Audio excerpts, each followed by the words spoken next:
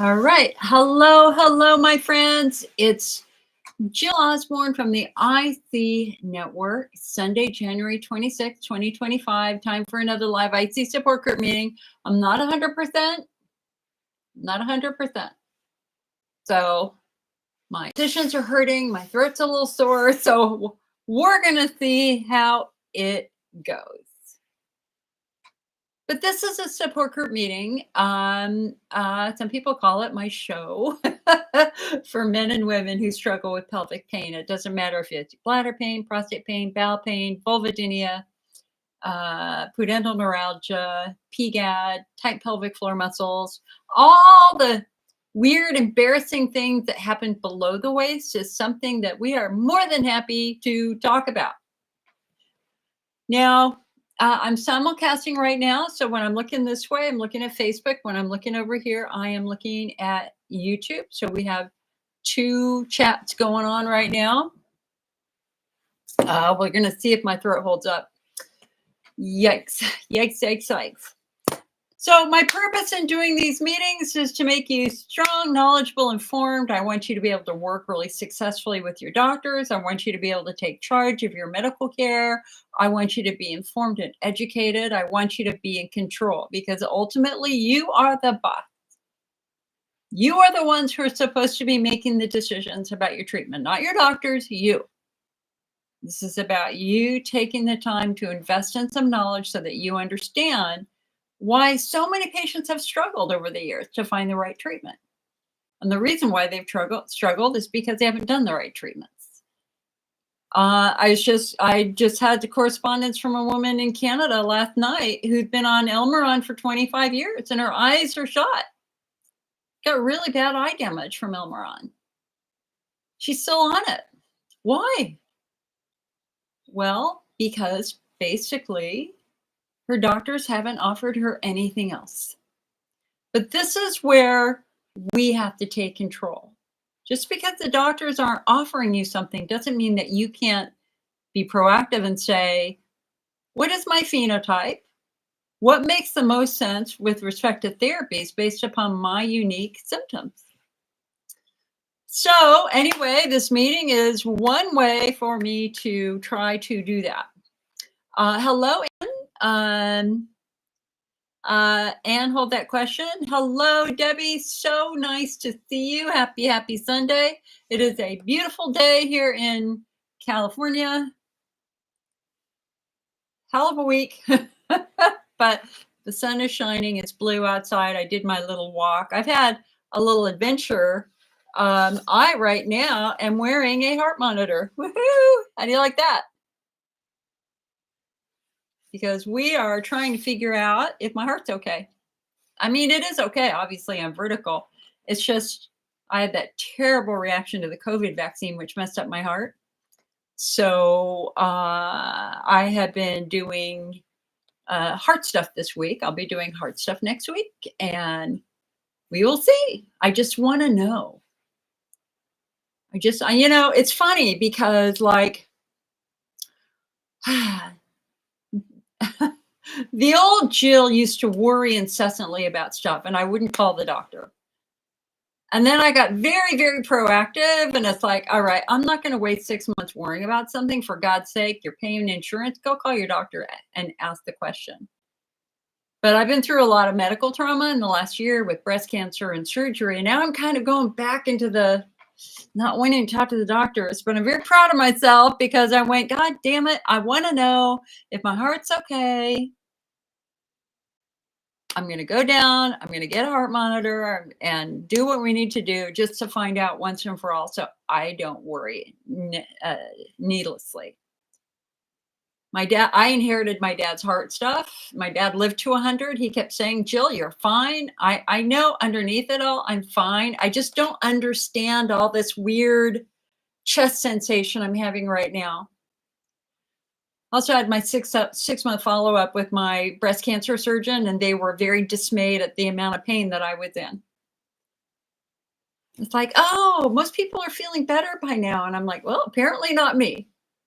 I have had a lot of pain in my incisions, a lot of pain this morning in my incisions, as a matter of fact. So I'm getting a little weary. I just want to feel better. Okay. So anyway, that's what's happening with me. If anybody cares, I know you care, if anybody's interested. So when I do these meetings, I do a little 30-minute intro. And I've got two things we're going to talk about today before I take your questions. Okay. Although hold on a sec. You know what? Let me just, Anne, hello, Sherry. Anne on YouTube says, is taurine or saw palmetto good for overactive bladder? I think there might be a little bit of research with saw palmetto, but we'll have to look at it. And I can't do that right now, but afterwards we can look at the research together. Sherry said, how does weather impact flares? The husband seems to have a flare if it's cold and rainy or snowy. I do agree with Anne. Your hair is gorgeous. Thank you. Yeah, my hair. Guys, you know what? I gotta say, my hair looks like I'm 15 years old and I'm 64. Yes. I said to my therapist this week, because I'm doing some pretty intensive therapy right now to just deal with anxiety and cancer and all that sort of stuff. And I said, I haven't let anybody touch my hair.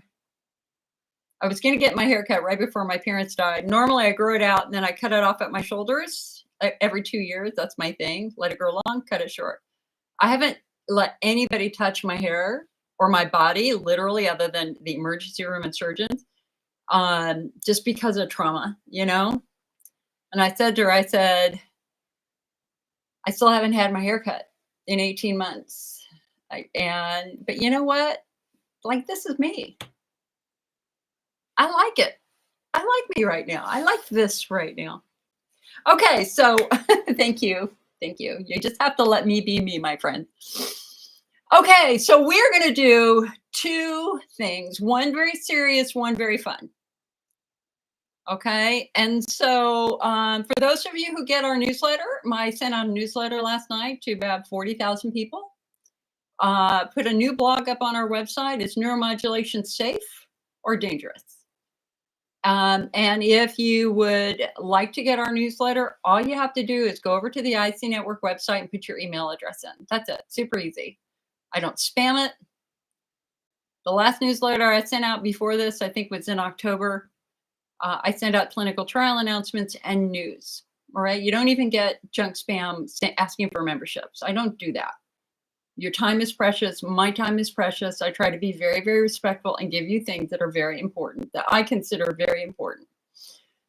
So let us explore just for a moment this article that first appeared in my magazine last summer. And I don't put articles in my magazine on our website for another 6 months to a year because it's for our members. So if you want to get the latest info, a lot of the latest info, it's good to become a member. But it's okay if you're not, because the information eventually comes onto the website. I want you to hear some of these statistics. I think they're going to stun you. So here's my question to you. Would you agree to have a medical device implanted in your body if there were more than 44,000 adverse events reported to the FDA, including device malfunctions, infections, pain, and problems with wound healing?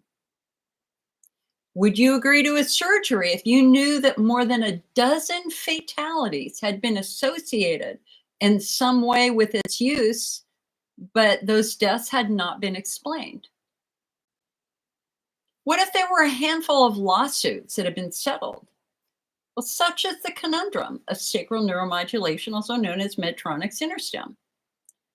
Approved for the treatment of urinary urgent incontinence in 1997, overactive bladder in 1999, a record 350,000 devices have been implanted as of 2021 with some truly life-changing results. Imagine the embarrassment of living with fecal or bladder incontinence.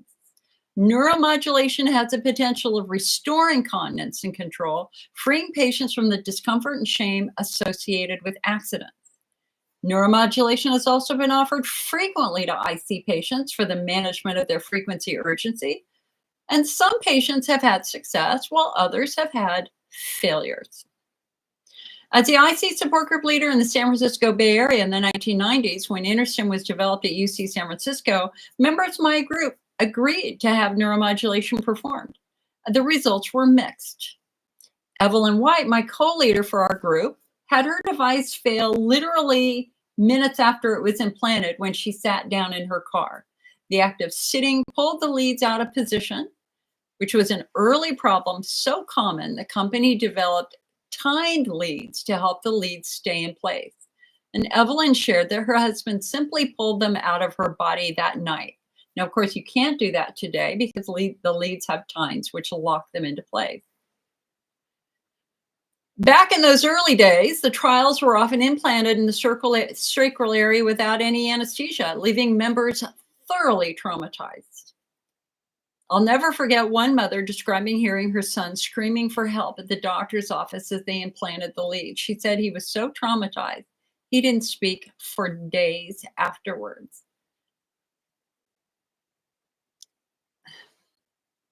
And I want to share that this was actually quite common.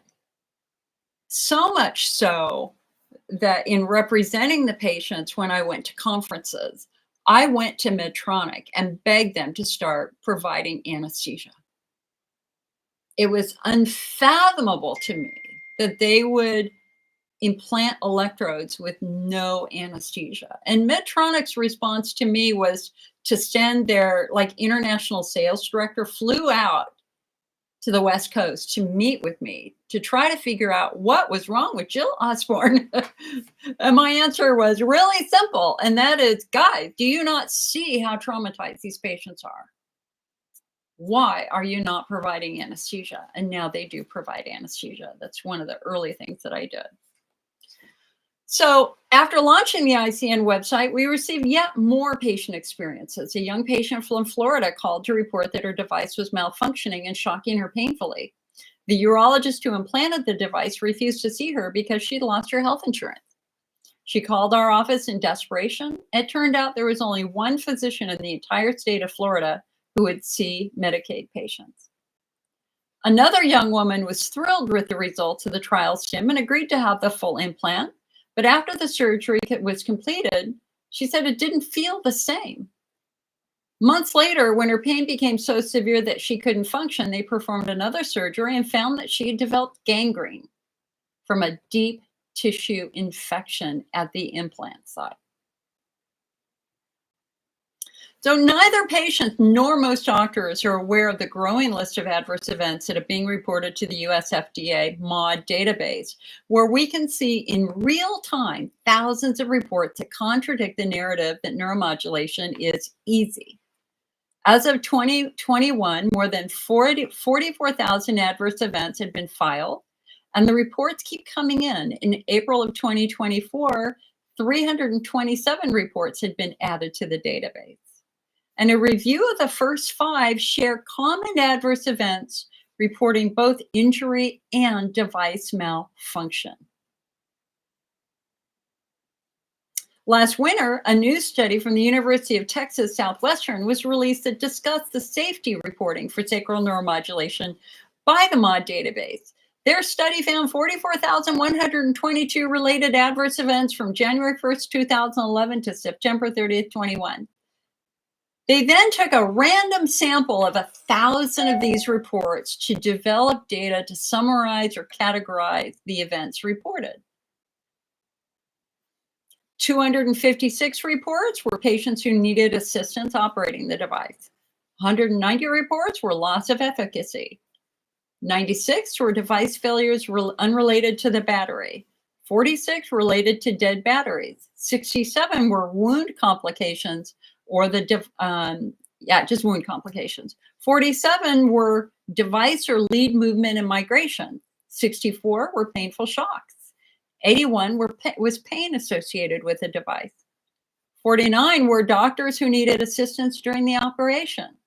14 were doctors who needed assistance in their office. 23 were parts of the device that were left inside of the patient during device removal.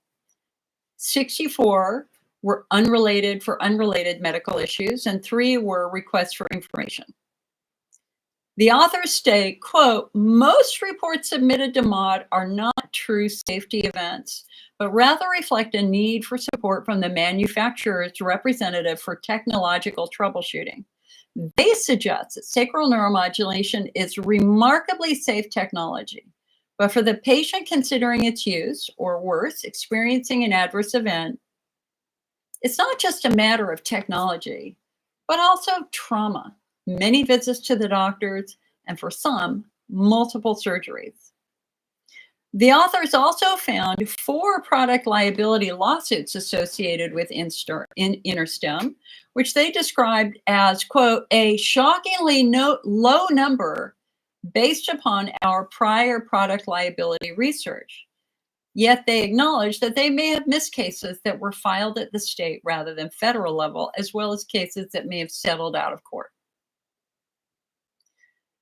Another concern lays in the over 20 fatality reports in the MOD database. The latest was reported in December of 23. It says, quote, information was received from a family member regarding a patient with an implanted neurostimulator.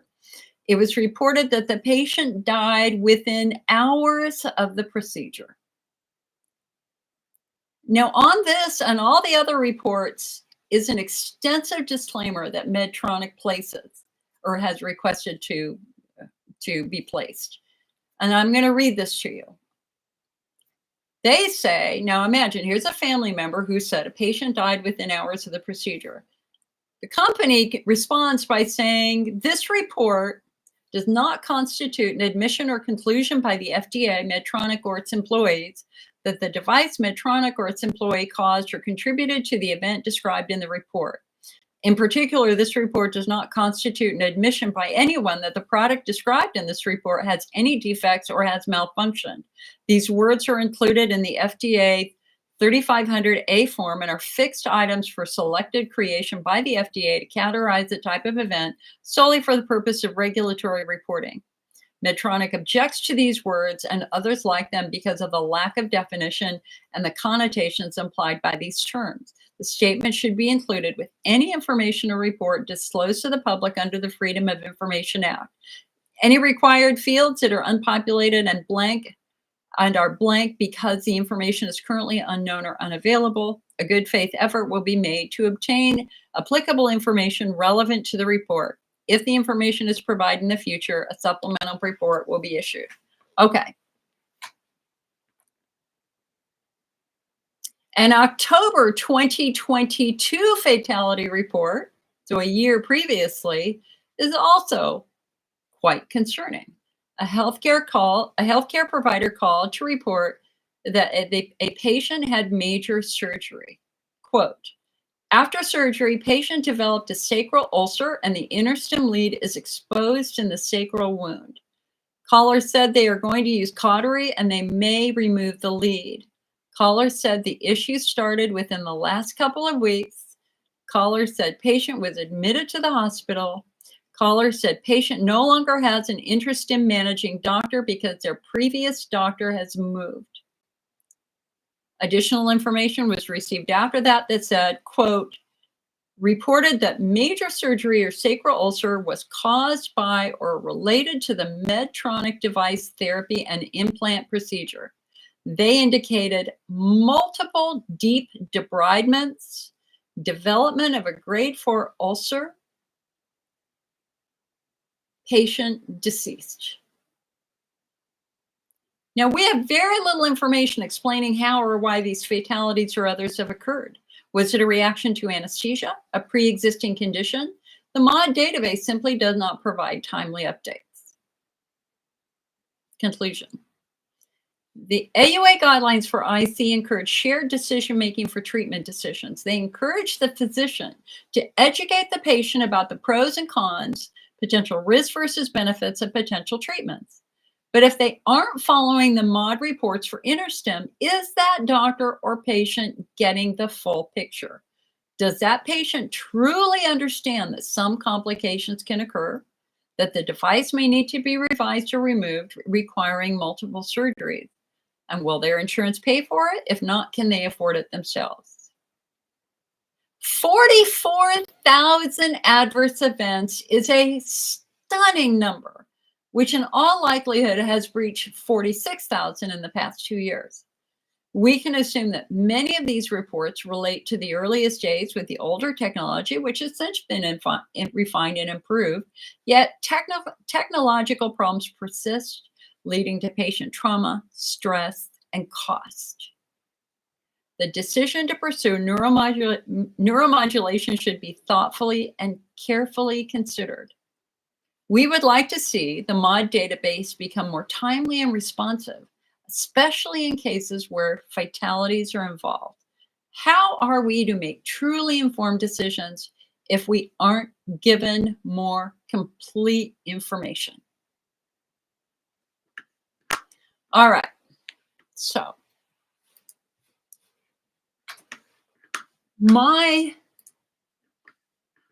hold on a sec here.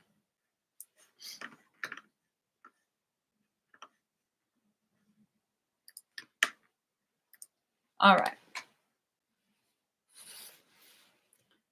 Megan says she's on her 4th migration after giving birth, battery dying. The last one is too shallow, so it hurts when I get in my car or someone bumps into me, but it is helping my bladder. It's so frustrating. I forgot to add, I have broken leads left behind. Only found out when I saw an x-ray. No one told me. Also changed sides without telling me. Debbie says she's already had 2 pockets and it's been a month. Elizabeth says InterStim was life-changing for her. It's wonderful. I'm so glad, Elizabeth.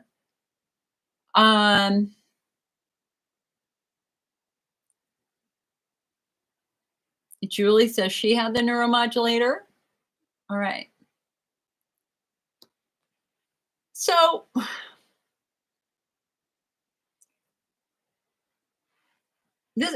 informed consent is what protects you from doing something that could be quite harmful to you. And that's why I broke the story on the Elmeron retinal eye disease. I could not sit here and wait a year knowing that there was a chance that there was a medication which could make you blind in the long run, causing retinal atrophy in the long run. And we have a new research study which shows that the retinal damage progresses after you stop the med. And I have been trying to give patients context over what I agree. Like Elizabeth said here, it's been life-changing for her. There is absolutely a place for InterStim in urology care. And its greatest success is clearly incontinence.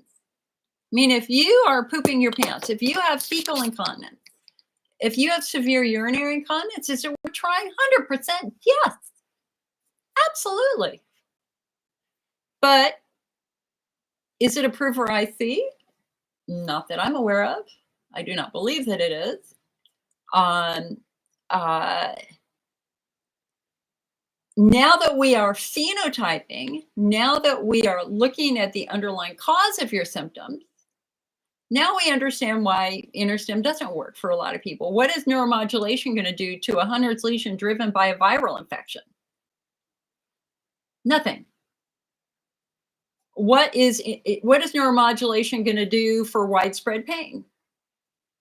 I don't know. I don't know if they've ever even studied that. We have on our website a list of questions for you to ask your doctor if you're considering neuromodulation.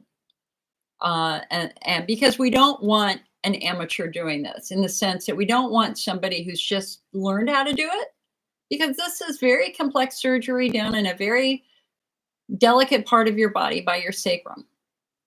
Ideally, the best case scenario is you're with a doctor like, for example, Dr. Ken Peters up at Corewell Health. I mean, his mastery and acumen of doing the surgery is he's probably the best in the world doing this surgery.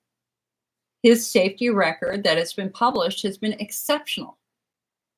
If I were considering having this done, I would want somebody with that depth of experience. But it's also important to ask your doctor, okay, how many have you done?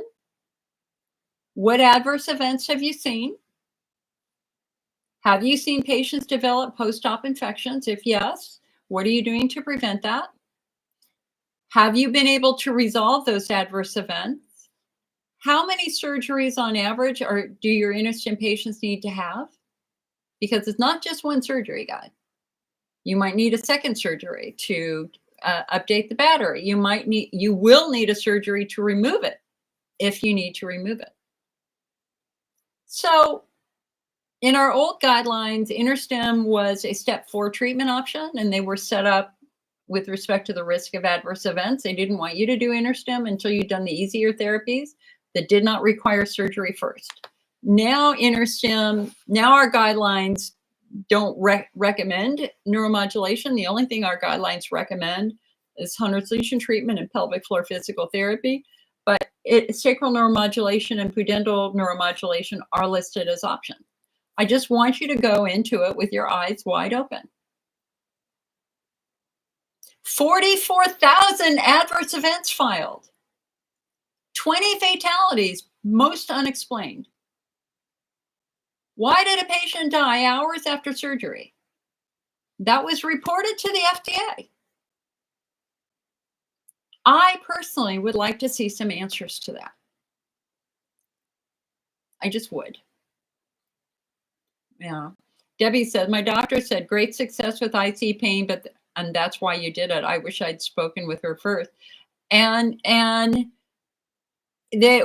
our guidelines, I think, and most of the literature on this specifically say that there's not a published track record showing it helps with pain. And yet some patients do it because some doctors say, well, you might have some success with pain. But again, now that we're phenotyping, we know we have a much better way of looking for the underlying cause of that pain and treating the underlying cause of that pain. I mean, that's the blessing of where we are right now. The blessing of where we are right now is we phenotype. We no longer assume that every IC patient has an incurable bladder disease because we know that's simply not true. We know that 85% of IC patients are driven by neuromuscular problems as compared to a bladder disease or bladder wall issue. So you can read that article. I've got all the research cited. You can read the MOD database reports right over on our website right now. Just go to icnetwork.org. It's right on the front page. Check it out. Okay, now I want to do something fun. I want to do something fun. So I was watching YouTube one day and saw this absolutely fabulous performance of Jesus Christ Superstar in London. And it was Melanie from the Spice Girls, and it was a guy named Tim Minchin, who I'd never heard of before. And they were singing a song called Everything's All Right.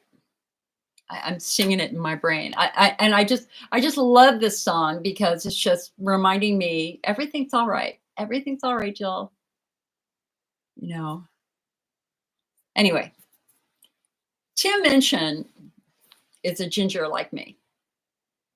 And oh my God, his performance as a singer actor was stunning. It was so good. But it turns out he's an incredible comedian. He's from Australia, Minchin. And now, I mean, he wrote the score for the Broadway play Matilda. He wrote the score for Groundhog Day.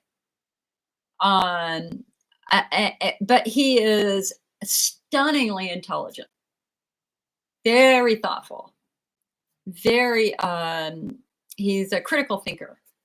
He pretty much says, if you have an opinion, you need to test it. Like, take your opinion out in the real world and test it. Don't just assume. So he has done some incredible commencement speeches, and he's just so entertaining. He can be filthy. He can be funny. He's just very, very authentic. And I would really, and that's what I'm gravitating to right now is I want to be taught. I'm just not interested in watching dance videos anymore. It's like, teach me something I don't know.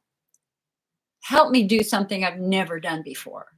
Like, I want to make things. I want to create things. I don't just want to sit and play a computer game. I don't want to sit in front of YouTube for hours. I'm not interested in that anymore. It's like, come on, Jill, you're 64. You got 20 more years of your life, maybe 30. Who knows? What are you going to do? What are you going to leave? That's where my brain is right now.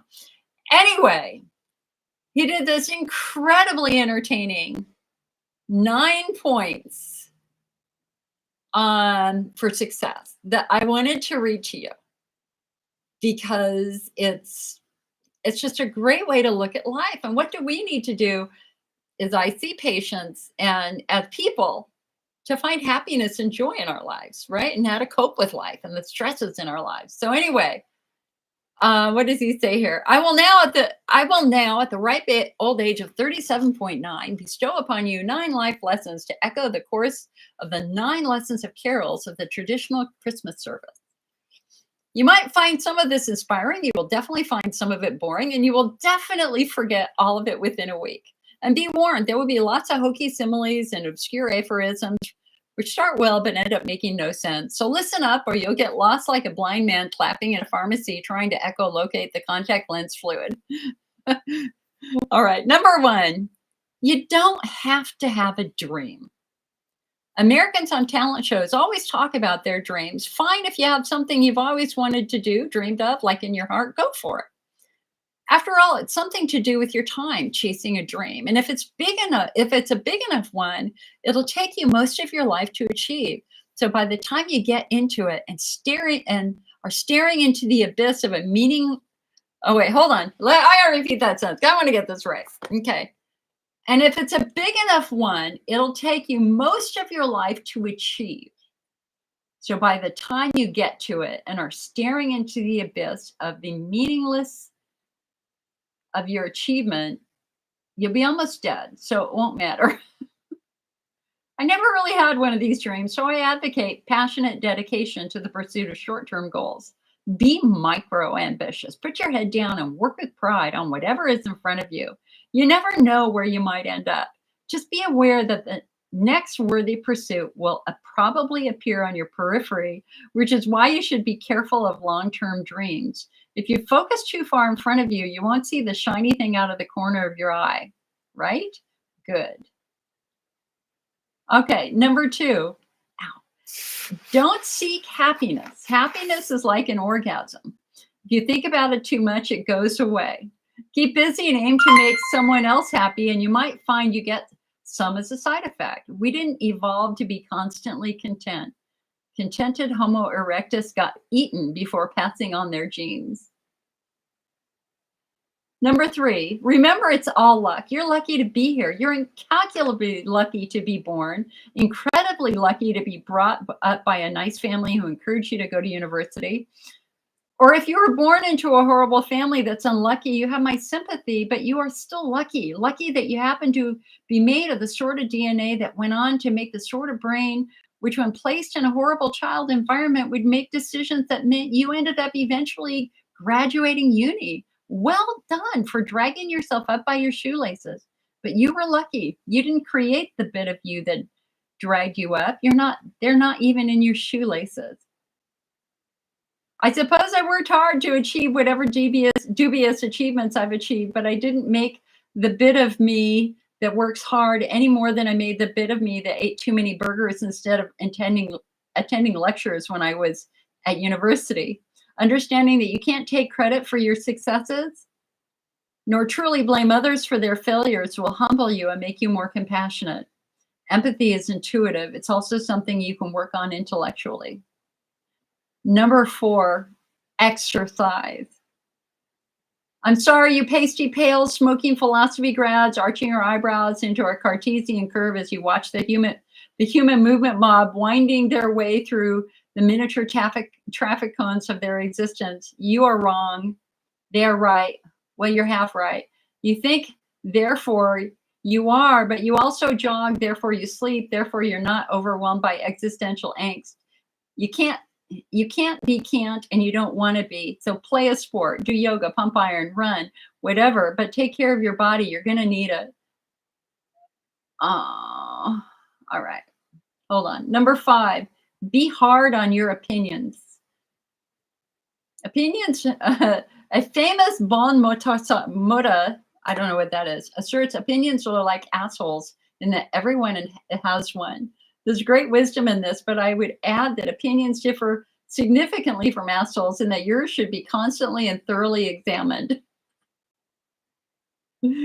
Oh. We must think critically and not just about the ideas of others. Be hard on your beliefs. Take them out onto your veranda and hit them with a cricket bat. Be intellectually rigorous. Identify your biases, your prejudices, your privileges. Most of society is kept alive by a failure to acknowledge nuance. We tend to generate false dichotomies and then try to argue one point using 2 entirely different sets of assumptions, like 2 tennis players trying to win a match by hitting beautifully executed shots from either end of a separate tennis court. Hold on. Let's go to number 6. Well, actually, let me read this one. No, I won't. I'll let you read it. Okay, number 6. Be a teacher. Please, please, please be a teacher.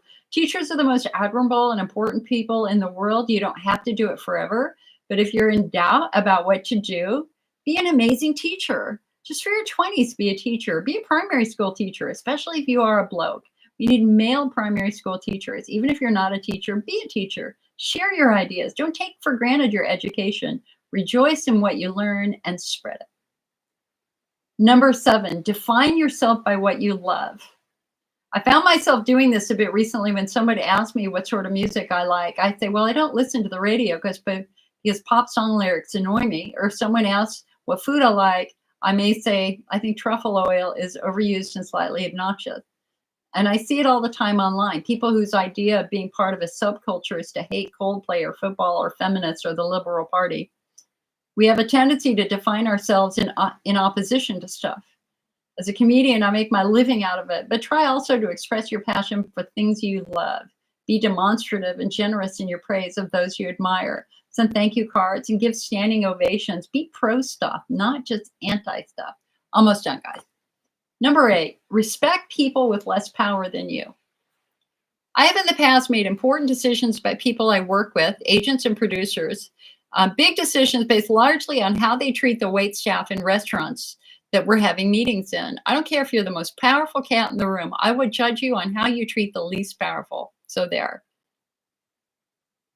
And number 9, finally, don't rush. You don't need to know what you're going to do for the rest of your life. I'm not saying sit around smoking all day, but also don't panic. Most people I know who were sure of their career path at 20 are having midlife crises now. I said at the beginning of this ramble, which is already 3.5 minutes long, life is meaningless. It was not a flippant assertion. I think it's absurd, the idea of seeking meaning in the set of circumstances that happen to exist after 13.8 billion years of unguided events. Leave it to humans to think the universe has a purpose for them. However, I'm no nihilist. I'm not even a cynic. I'm actually a rather romantic. And here's my idea of romance. You will soon be dead. Life sometimes seems long and tough, and God, it's tiring. And you will sometimes be happy and sometimes sad, and then you'll be old, and then you'll be dead. There's only one sensible thing to do with this empty existence, and that is to fill it. And in my opinion, until I change it, life is best filled by learning as much as you can about as much as you can. Taking pride in whatever you're doing, having compassion, sharing ideas, running, being enthusiastic. And then, of course, there's love and wine and travel and sex and kids and giving the mountain and even mountain climbing. But you know all that stuff already. It's an incredibly exciting thing, this one meaningless life of yours. Good luck, and thank you for indulging me. Funny, he's a comedian. You can Google Tim Minchin 9 life points or 9 life lessons, and you can watch him deliver the speech. It's brilliant. because it's done within the context of humor, and it's done within the context of humility and being humble and being kind.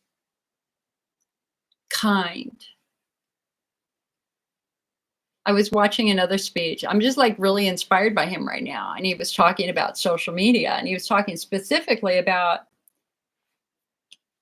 the problem is that we have become a society of extremes.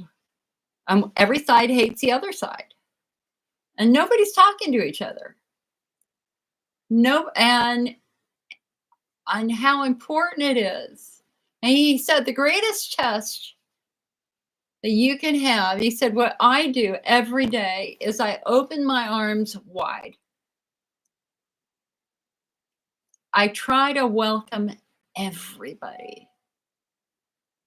And a true test of your character is if you can open your arms wide and give a hug to somebody who has an opinion that's different than yours. I'm very, very inspired right now by Tim Minchin. And I just want to be creative. I just want to make new things. So for me in the IC world, it's like, UPC says, be really good at what you know. I mean, you've got to be good at it. You got to study. You got to work to develop the skills. So I have to continue to study and learn about IC so that I am up on my game. And then it's like, just let it fly. Just let it fly. Let's see what we can do with that. So I got some ideas.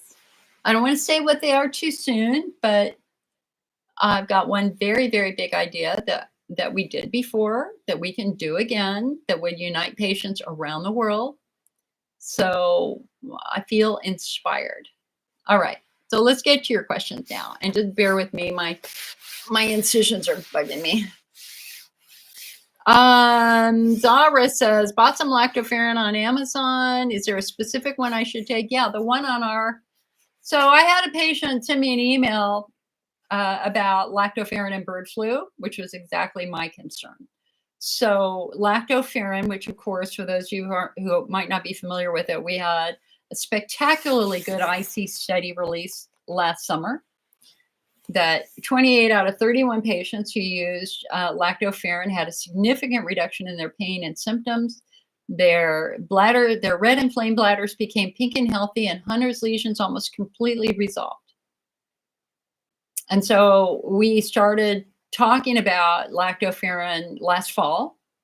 And even though it's an early study, it was such an incredibly successful study with, and Lactoferrin is not a chemically manufactured lab-grown treatment. It is literally a protein in milk.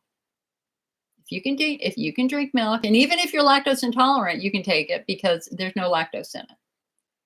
So given the fact that it was so incredibly successful at healing the bladder, it's like, especially for patients with Hunner's lesions who have few options out there, it's like, what, in my opinion, it's kind of one of those situations where, what do you have to lose? If there's even a remote chance it might heal those lesions, is it worth a shot? Yeah. But even for patients that don't have lesions, it helped them tremendously too.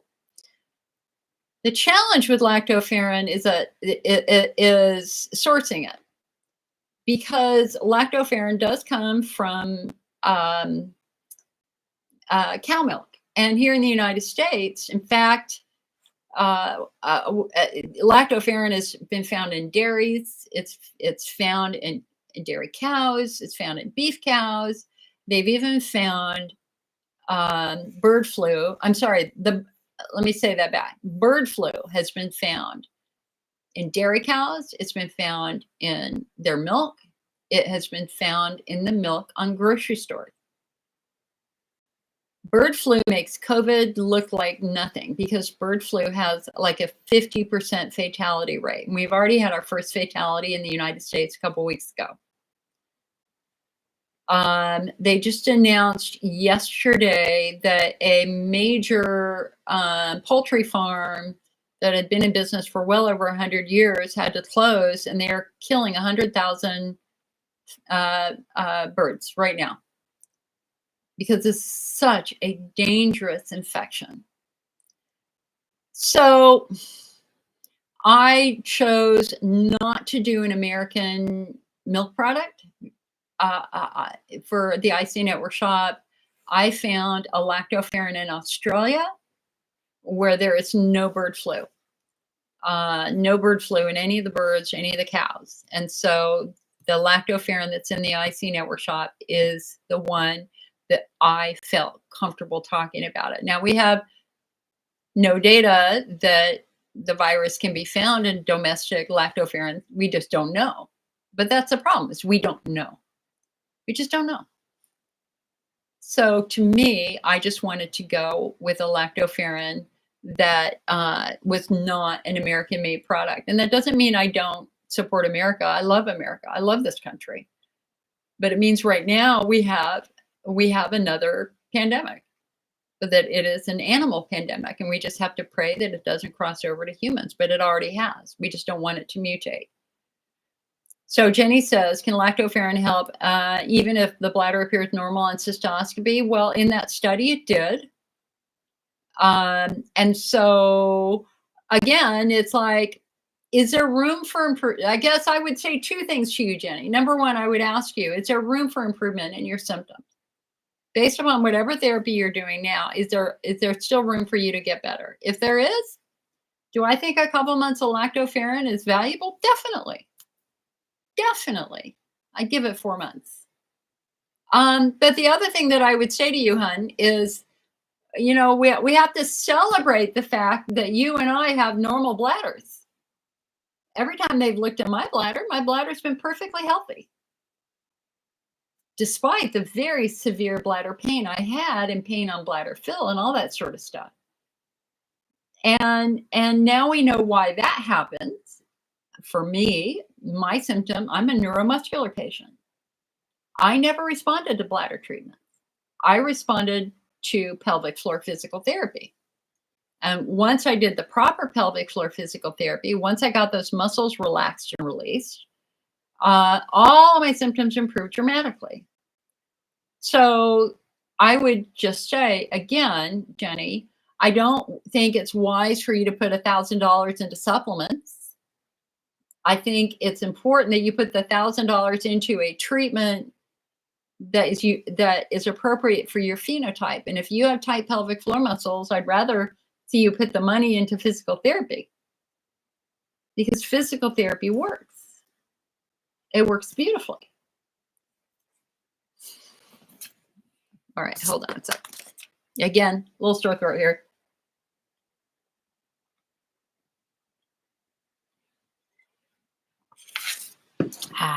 Okay.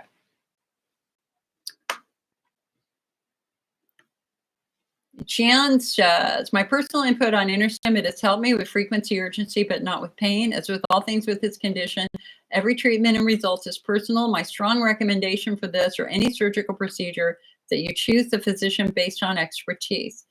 There is a list of doctors who are qualified as centers of excellence on the Medtronic website. Yeah. Thank you for reminding me about their list of doctors. I have used that before.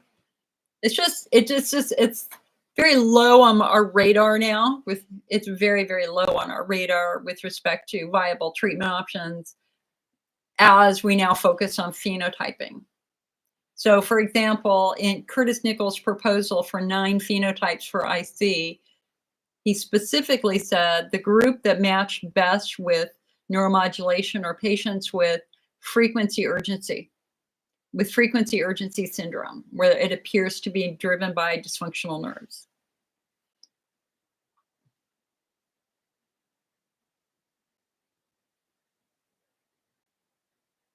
Zara on YouTube says, I tried to book a paid call with you, but it wouldn't let me complete the booking. Okay. It may be that you're in a country where we're having issues. You know, honey, just call me or just email me, icnetwork@mac.com, or just give me a phone call. I'm off on Mondays. I'm going to be wide open this week. I mean, I did all my doctor's appointments last week, so as long as nothing weird happens, I will be wide open this week, available for phone calls. All I'm doing is working on our next magazine, and that's almost done too. And then I'll be doing videos, more videos. Janelle says, how do you handle anxiety? Dan Buglio says to ignore it. His tests show I have perceived danger. I know IC is on my mind all the time. Any suggestion? Stress causes flares big time. Oh, boy, that's a big question. I took an anxiety management class when I was 35 that completely changed my life. And I have not had a panic attack since I've taken that class. And I have a video on it where you can watch where I go over what I learned in that class. I think it's important that we understand that anxiety is really your body's natural response to trauma and things that are scary. Especially if you grew up in that environment, because your brain kind of gets hardwired into being scared because your brain remembers all that past trauma. And so your brain right now, even though you might not be thinking about past trauma, your brain is monitoring everything, all of your senses, looking for threats. And your brain is always going to be trying to keep you safe. And one of the ways it tries to keep you safe is by getting you to say no to invitations. Hey, Jill, you want to? No. You want to go to the movies? No. No, I'll have to use the bathroom. Hey, you want to go out to a restaurant? No, I won't be able to find anything to eat. Or if I do, I'll have a flare. Hey, you want to go take a drive? No, there won't be bathrooms. I said no to every invitation in my 20s and most of my 30s. And I never understood why, because I literally wanted to say yes to every single one of those invitations, but my brain immediately went, no. I flew to Hawaii. And the entire time that I was in Hawaii, I just thought about getting home. I have never been able to enjoy myself on a vacation. My brain is always wired to get home where it's safe. And that's what I'm working on with the therapist now. I'm actually talking with two separate therapists. I'm doing a trauma therapy with one, and then I'm working specifically with medical anxiety with the other. And it's been fascinating because I realized, so for those of you who don't know, I was attacked by a rapist murderer when I was in 4th grade. And I ran for years in fear. I would run to school in fear, and I would run especially home from school fear, because he was a kid in my class who later raped and murdered my neighbor. I was one of his favorite targets. And for the first time ever with a therapist, I'm diving as deep as I possibly can on this, because I want to say yes and enjoy myself on trips. And I still don't do that. My brain just says, stay home, it's safe, which again, that's a trauma response. So what did she say this week? She said, Jill, do you think one of the ways that you cope with anxiety is that you're a super achiever? Like you just pour yourself into work and you poured yourself into patient care. That was how you coped with anxiety? And I was like, yeah, I think so. And my parents have gone. I don't have that pathway to help manage my anxiety. Anxiety has decided to perk itself up again. And it's perking itself up as medical anxiety, specifically anxiety with my heart and blood pressure. So when we were talking this week, so we're doing EMDR therapy, which is specifically a trauma therapy, involves going back to that moment and revisiting that moment and doing some tapping. And I had two kind of what I would consider breakthroughs. Breakthrough number one was I realized that the fear that had me running for my life when I was young is the exact same fear I have today when I face a struggle. It's identical. That literally, I'm still that little girl running for her life. I thought that, and for the first time, I could match the emotions. I matched the tears of today with the tears and terror when I was younger, and that was important. And then the other thing was, you have to find your safe place, right? And so my safe place is standing on a cliff overlooking the ocean, overlooking the Pacific Ocean, which I've done many, many times because I used to live on the ocean. And when we first started, I was like this, right? Because again, I'm fairly battered with the cancer diagnosis. So I was like this. And over a couple of weeks, I'm now like this, looking at the ocean, right? With my head up, symbolically. And for the first time, I fought back.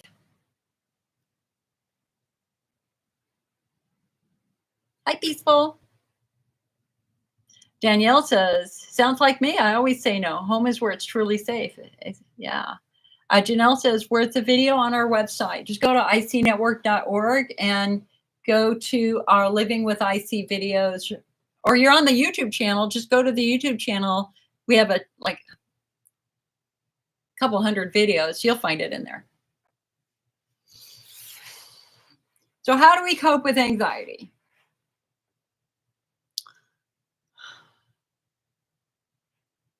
I think kind of getting back to Tim Minchin,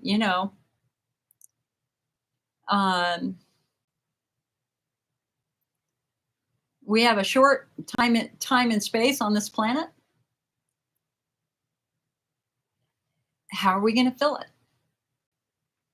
Are we going to fill it with things that make us upset? Are we going to fill it? Again, that's why I'm so not on social media right now, except when I do these meetings. Because the internet does not help me with my anxiety. It makes it worse.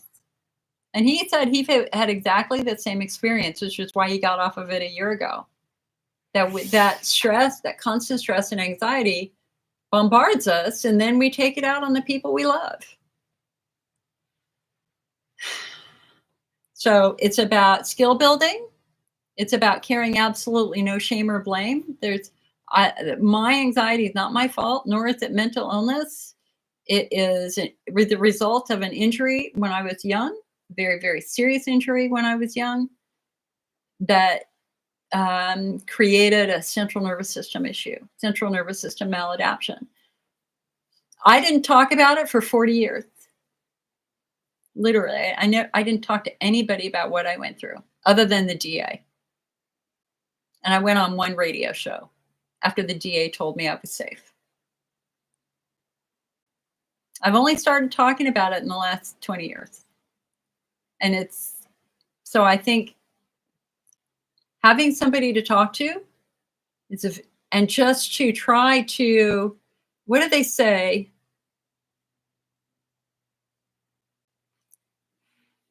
If you don't deal with something that happened to you, it kind of festers and it shapes what we call your psychological schema. You start interpreting your entire life based upon all the events that happen. And the other thing that happened this week that I thought was brilliant, yay me, I actually came up with something good. As I was standing on that hillside looking at the ocean, I was wrapped by a very frayed quilt. Lots of tears in it. It was a quilt that I had made, and it was a quilt that was just battered, absolutely battered. But man, I was still standing and I still had my quilt wrapped around my shoulders.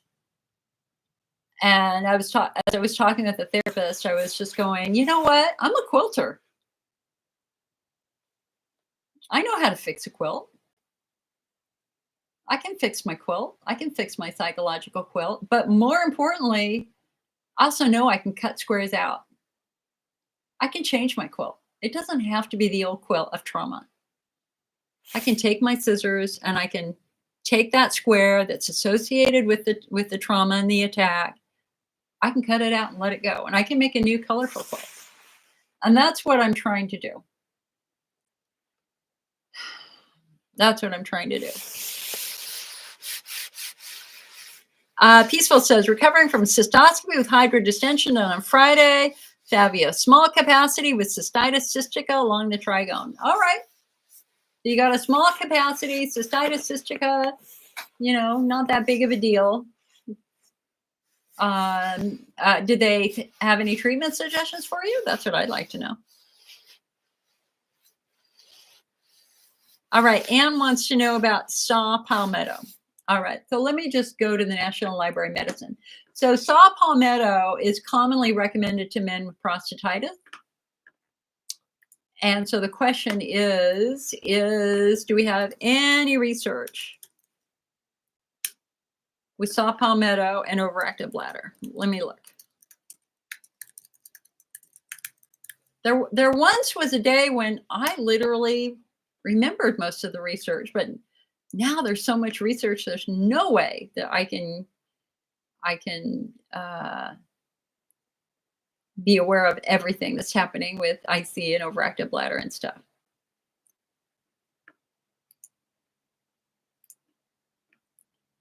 Beneficial effects of saw palmetto fruit on the urinary symptoms of healthy Japanese adults with possible lower urinary tract symptoms. A randomized, double-blind, placebo-controlled study. They say that it inhibits prostate and bladder smooth muscle contraction and exerts growth-related functions in human prostate stromal cells. Okay.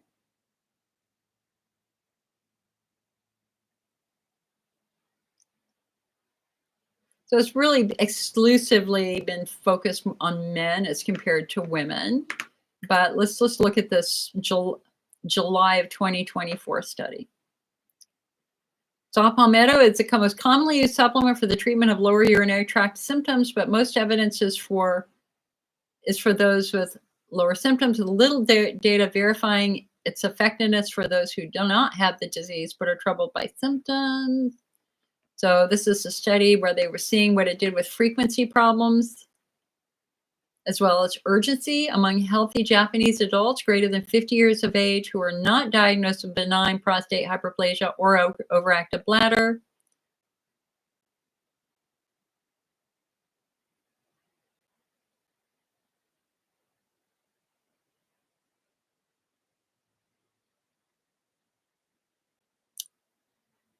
After 12 weeks, the score of symptom bother or frequent urination during daytime was significantly improved, and the daytime frequency of urination was significantly decreased. They conclude the consumption of saw palmetto improved urinary frequency related quality of life in healthy Japanese adults. All right, so now let's just see if there's any saw palmetto interstitial cystitis studies.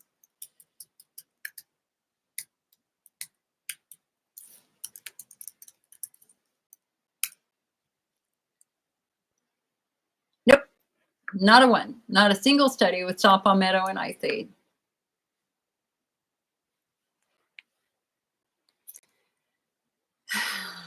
So maybe if we apply it to phenotyping, if you've got a healthy bladder wall, but you're struggling with frequency urgency syndrome, maybe saw palmetto might be interesting to try.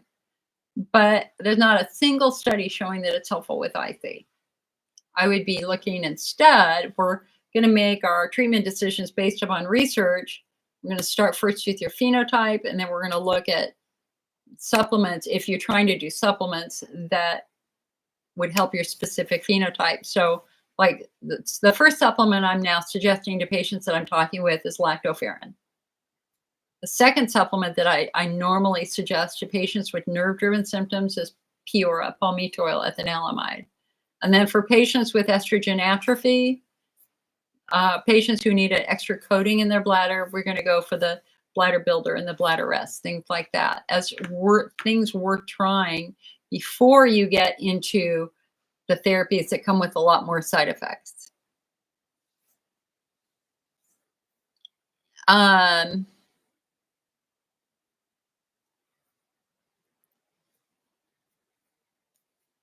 Anne says, from the last meeting, I was taught diaphragmatic breathing for IC, retraining to urinate and having a bowel movement. It relaxes the pelvic floor and allows you to remove pain from our brain for pain from childbirth and surgery. Anne, excellent. Love it. I should do an article on diaphragmatic breathing again. I haven't done one in quite a while. Peaceful Abundance said they filled your bladder with 400 mLs, held it for 2 minutes. Repeat cystoscopy showed numerous petechiae throughout the bladder, which the doctor said is consistent with IC.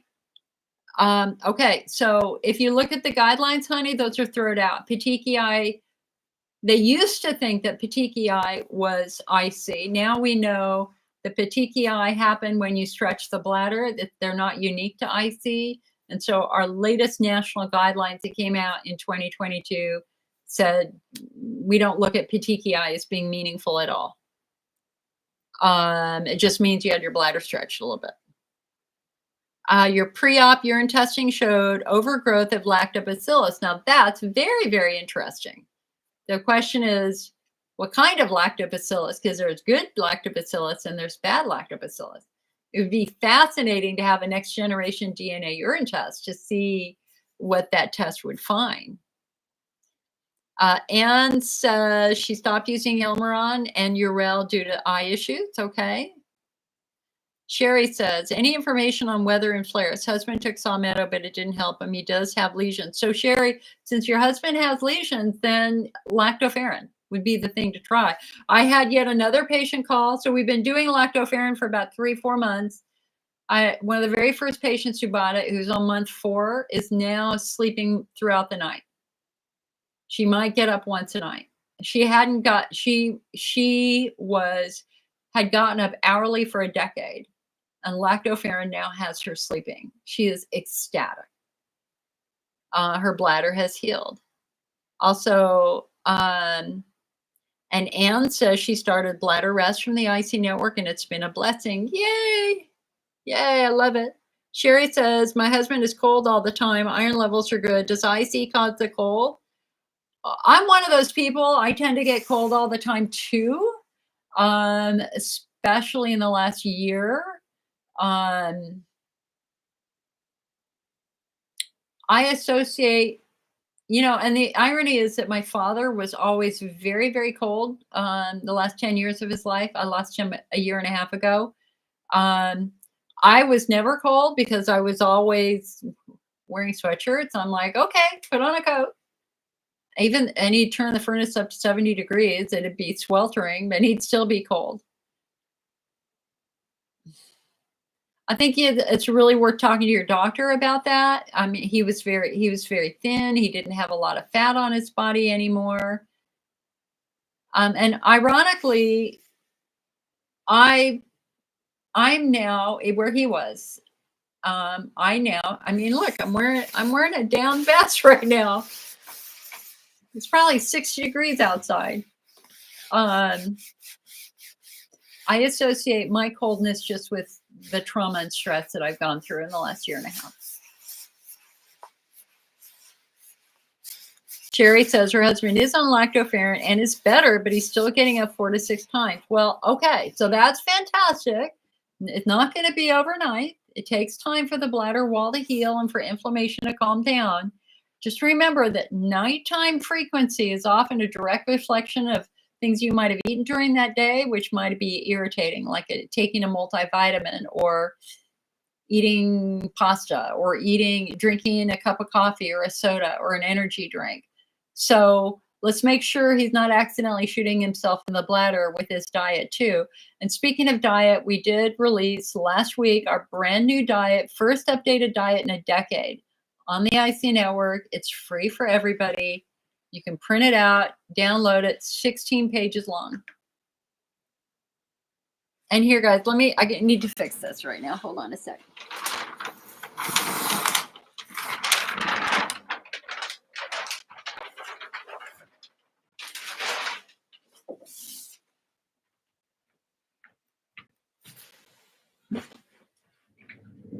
All righty then.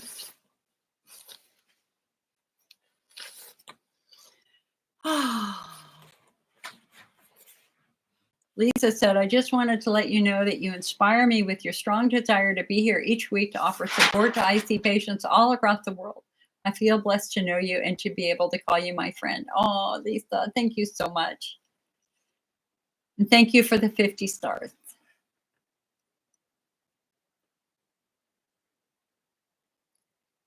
What did I miss here?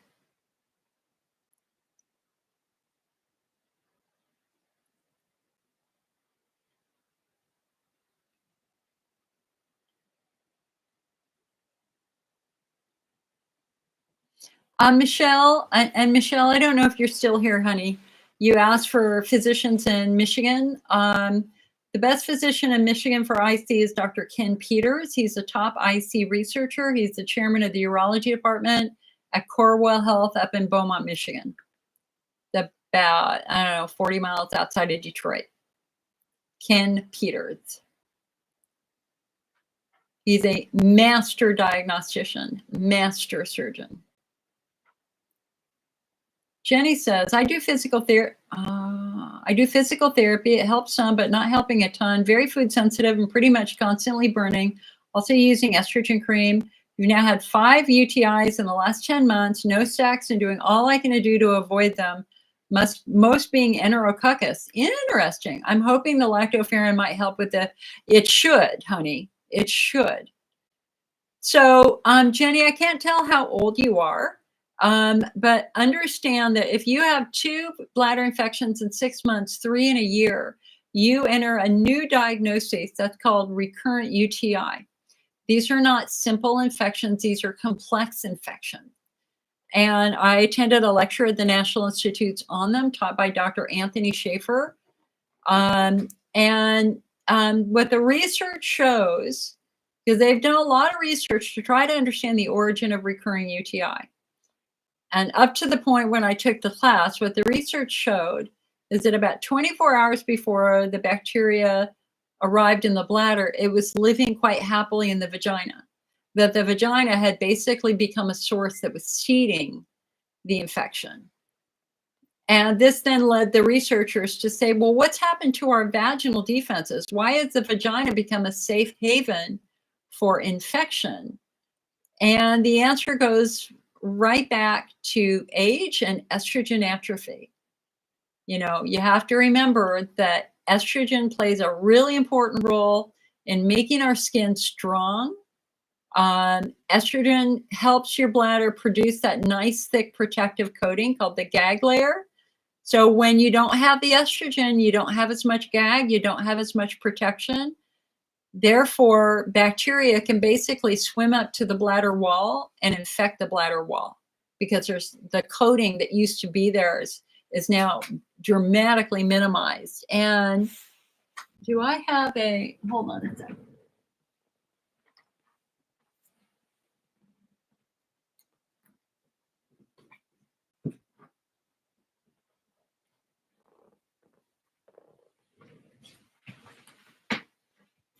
Here it is. Okay.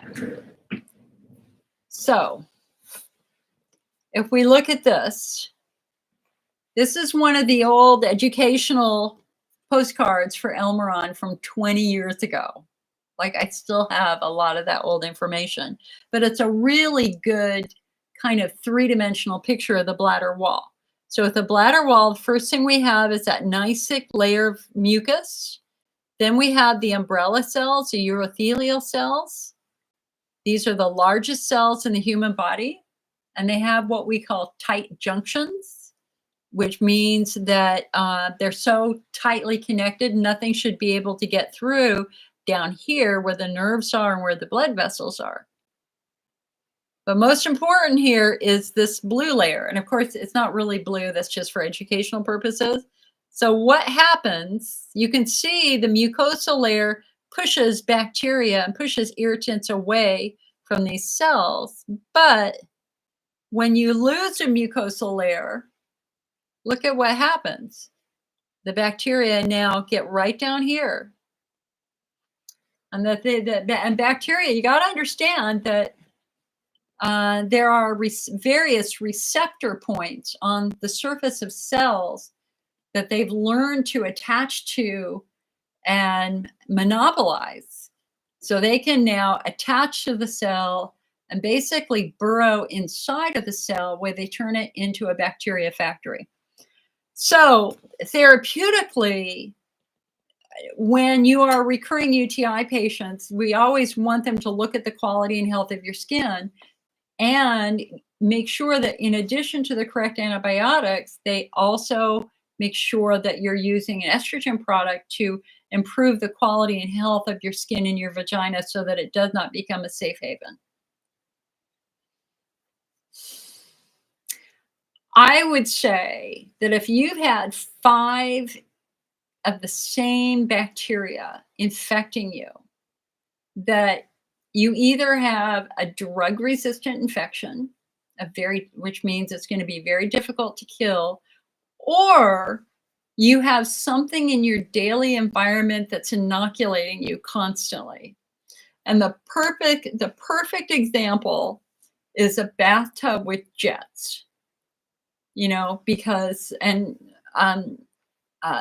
bathtubs in particular can be challenging, but bathtub with jets are just notorious for becoming reservoirs of bad infection. Because if the jets, the jets that give you the air bubbles, they are supposed to be at a slightly downward angle so that any water that gets in them drains out. If they're level, or God forbid they be slightly upward, what happens is bath water pools in the jet and it becomes a bacteria factory. So I would not be using any bathtubs with jets. And I spent last weekend, every weekend I do something big for my house. And so I did regrouting. But last weekend, it was all about cleaning the bathtub from soap scum, lots and lots of soap scum. And I was shocked at what came off of the bathtub. Yikes. I would love to be able to get in and take a warm bath. I'm still not going to do that. Sorry, that's my phone. Greta Van Fleet.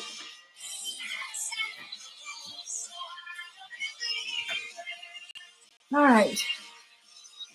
You guys know who Greta Van Fleet is? Or a rock band out of Michigan. And I love their lead singer.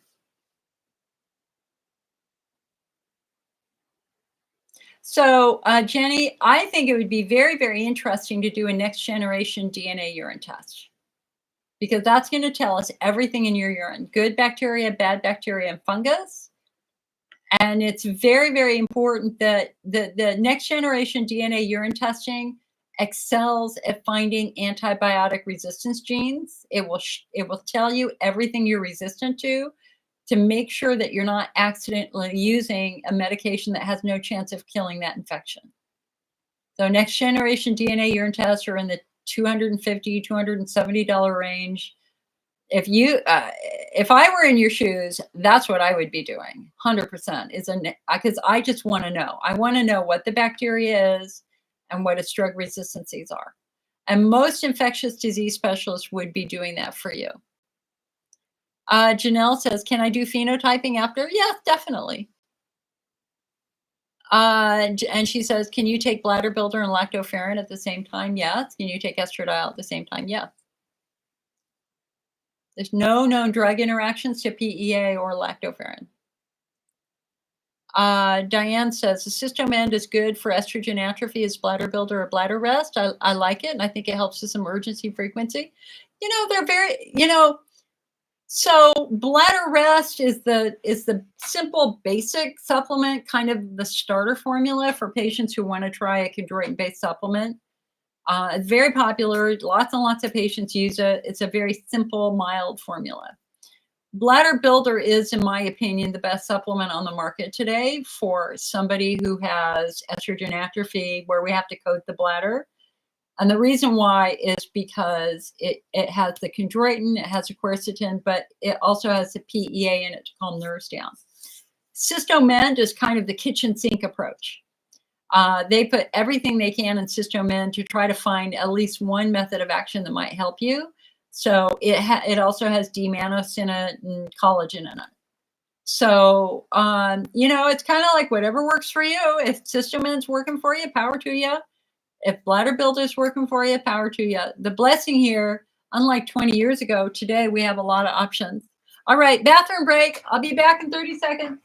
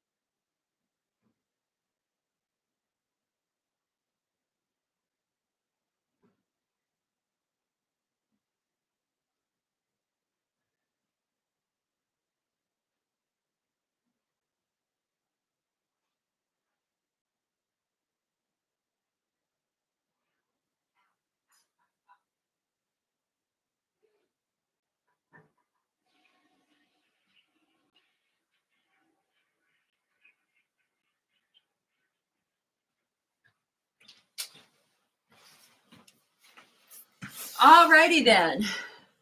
Boy, you can tell the health of your pelvic floor by how you urinate. And my pelvic floor is very tight right now.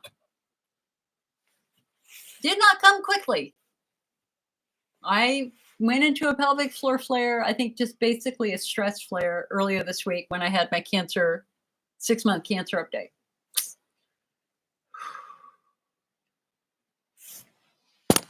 Katie says, it's a shame the Bladder Builder can't be shipped to Europe. We would love to give it a try. Katie, it can be shipped to Europe, just not by us.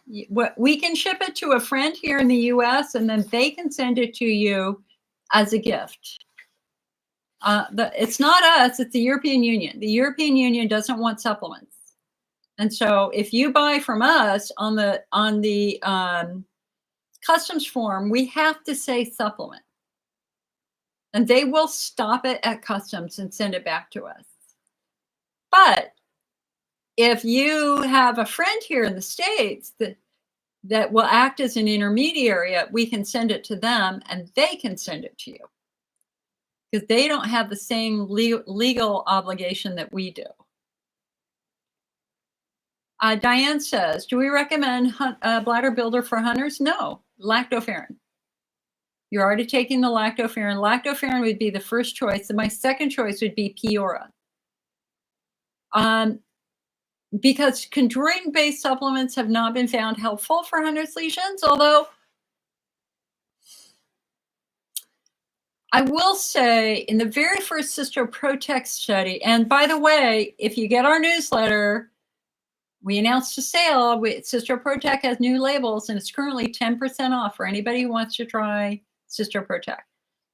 The first CystroProtect study that was published in the Canadian Journal of Urology that I think was 257 patients who took it for 6 months. If I remember correctly, 57% of patients responded favorably to CystroProtect, And what they found was the patients with the more severe IC did the best. So, but do we have any studies that show specifically that any supplement is helpful for Hunner's lesions other than lactoferrin? The answer is not that I know, not that I've ever seen.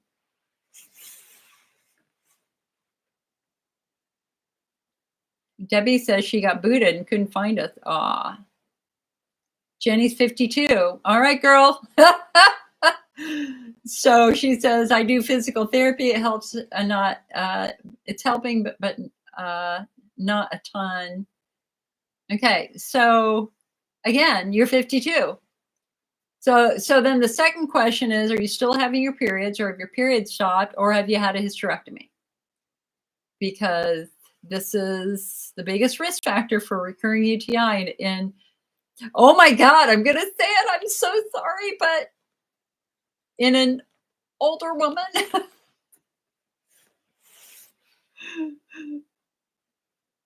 I'm 64, honey. So it's like, I'm older than you. And I still, in my brain, I'm like, older woman. Don't tell me I'm an older woman. I'm 25 years old, for God's sake.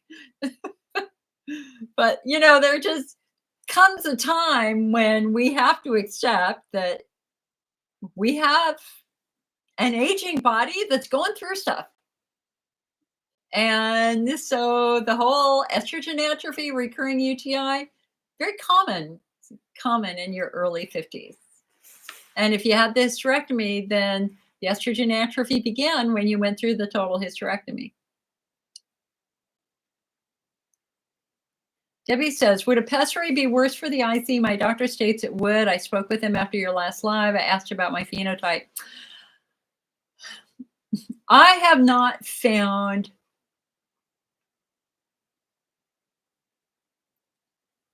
Okay, it depends upon your phenotype, Debbie.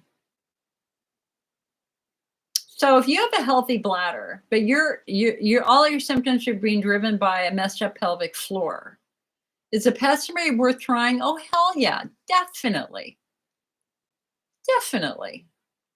What does a pessary do? A pessary keeps your bladder in its proper position. It keeps your uterus in its proper position. Pessaries are used when you're starting to deal with prolapses. It's like a second line intervention. If you have a mild rectocele or cystocele, might be treated with physical therapy, but there comes a point in time when the muscles just get too stretched out. And that's when your next step is a pessary. And there are lots of different types and shapes of pessary. So there might be one design of a pessary that is uncomfortable, but there might be another one that's perfect. You won't know until you try it. But, I worked with a patient. She's one of my oldest patients. I've worked with her for years, and I think she died during COVID. Very, very elderly. She'd lived in California, and then she went back to North Carolina to live with her son. And I only heard from her once, and I haven't heard from her again. So I'm assuming that she has passed away. Sweetest. I have pen pals, guys. I have IC patient pen pals, like Lillian in Canada, who sends me letters and handwritten letters, and I send them back. I love doing stuff like that. If anybody wants a written pen pal, think of me. I love sending cards. I love sending letters. Okay, anyway, so the sweet little old lady I first worked with when she was in her 70s and all the way until her mid-90s. She had a rectocele when I first met her, or a cystocele when I first met her. And she chose not to have surgery. And that became the worst decision of her life. So they gave her pessaries. And over time, her prolapse, she couldn't maintain the pessary on her own. It'd be in there for 6 weeks. She'd have to go to the gynecologist for them to take it out, to clean it. It's disgusting. She said it was disgusting. And by the time she said, I'm ready for surgery, they said, you're too old. And they refused to do it. And she was miserable. And she really regretted not having the surgery at a younger age when she was strong enough to handle it. I mean, that's why I opted for a double mastectomy. It's like, I'm 64, I'm strong now. I didn't want to wait until I was 74 to lose the other breast. It's like, I'm strong now, I'm going to do it now. Let's just do it, be done with it. So I think, Debbie,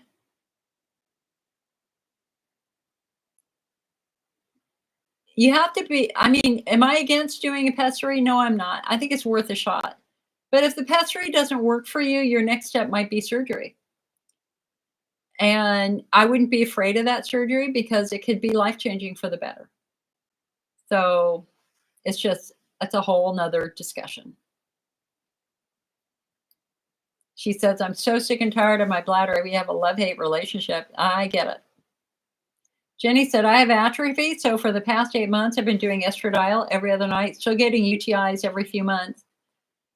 You're not taking baths, no sex, using wipes after bowel movements, use D-mannose daily, but that doesn't help with the enterococcus, only the E. coli. So do you know about Prevent? Prevent combines D-mannose with proanthocyanidins. So Prevent is way better than just doing D-mannose by itself. It is in this red bottle. Prevent. That might be interesting. That might be interesting to try. You know what? Let's just out of curiosity.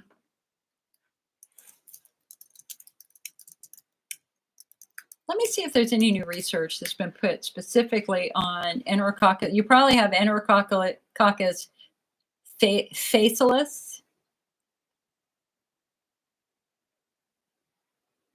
which is the big one that so many patients have.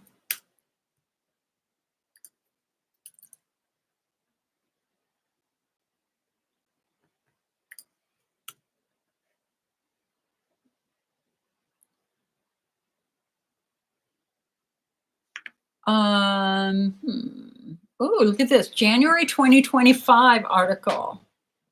Nice. Hold on a sec. Let's just see if this has any info for you here. A 5-year snapshot from central Portugal. The study analyzes UTIs in a hospital in central Portugal over a 5-year period, focusing on bacterial prevalence, patient demographics, and antibiotic resistance. Total of 6,161 positive urine cultures were collected over 5 years and examined, with a particular emphasis on 2019 due to a peak in infection rates. The analysis explored bacterial prevalence. Okay, let's see. The results found that UTIs were more prevalent in women, reflecting anatomical susceptibilities. Hospitalized individuals, particularly those requiring invasive procedures, were at greater risk. The predominant bacteria were E. coli, Klebsiella, and Enterococcus. A resistance to impenum in E. coli increased. However, resistance to other antibiotics declined, suggesting improvements due to recent stewardship. Because during COVID-19, overall antibiotic consumption decreased. Findings highlight the importance of strict infection control, targeted prevention measures, and rational antibiotic use to combat resistance. All right, so hold on. Let me just grab the full one, and let's just see what it says about Enterococcus.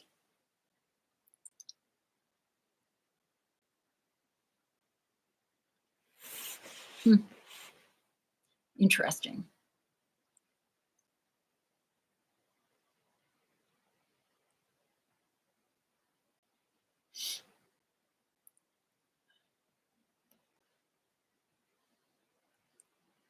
Oh, wow.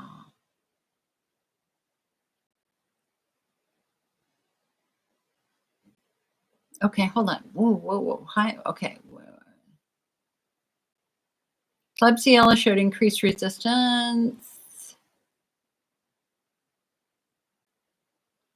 All right, come on. Why aren't you talking about enterococcus here?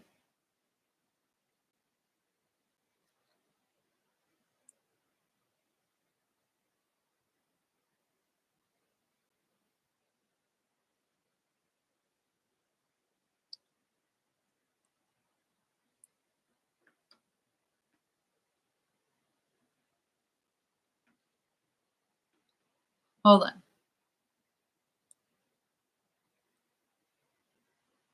Oh, come on, guys. You're giving all the information for Klebsiella. Weren't you talking about enterococcus?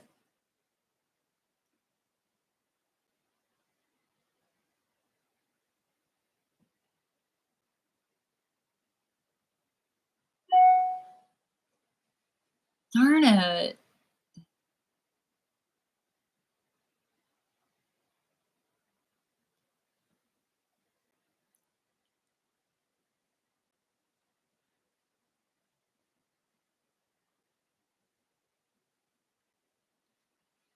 Well, nope. They didn't release the enterococcus data on that. Darn it. Okay, let me just look one other spot.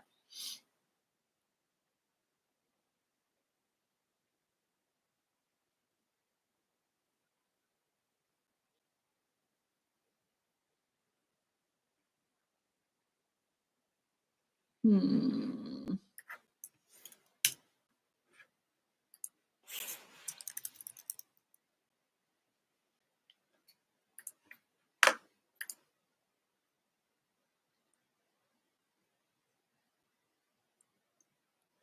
Oh, okay. Ooh, ooh. First detection of, oh, interesting.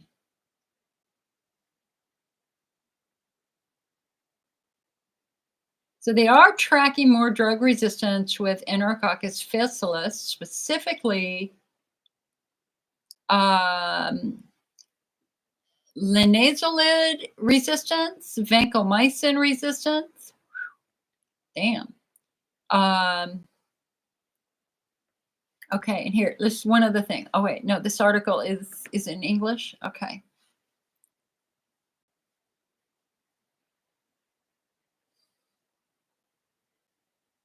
An increase in the number of infections caused by strains of Enterococcus was observed for Enterococcus faecium strains. Vancomycin resistant strains reached as much as 41%. Ooh. And Enterococcus faecilis, vancomycin resistant, and lycopeptide resistance. Okay, so I know that that's way too scientific probably for you. Again, next generation DNA urine test is gonna, what it does is it grabs pieces of DNA from bacteria and then it matches that DNA to these ginormous database of drug resistant infections. And they can then tell you very clearly what that Enterococcus is resistant to. And then they will give you a printout of the treatments that will kill that infection versus the treatments that will not kill that infection. Tan says, where can a person buy next generation tests? microgendx.com. So MICROGEN, D as in dog, X as in X-ray.com. And you can do it in Canada. Jenny said she did do a DNA test earlier this year and it showed the Enterococcus and was treated with phosphomycin. And you were better for a few months. Okay.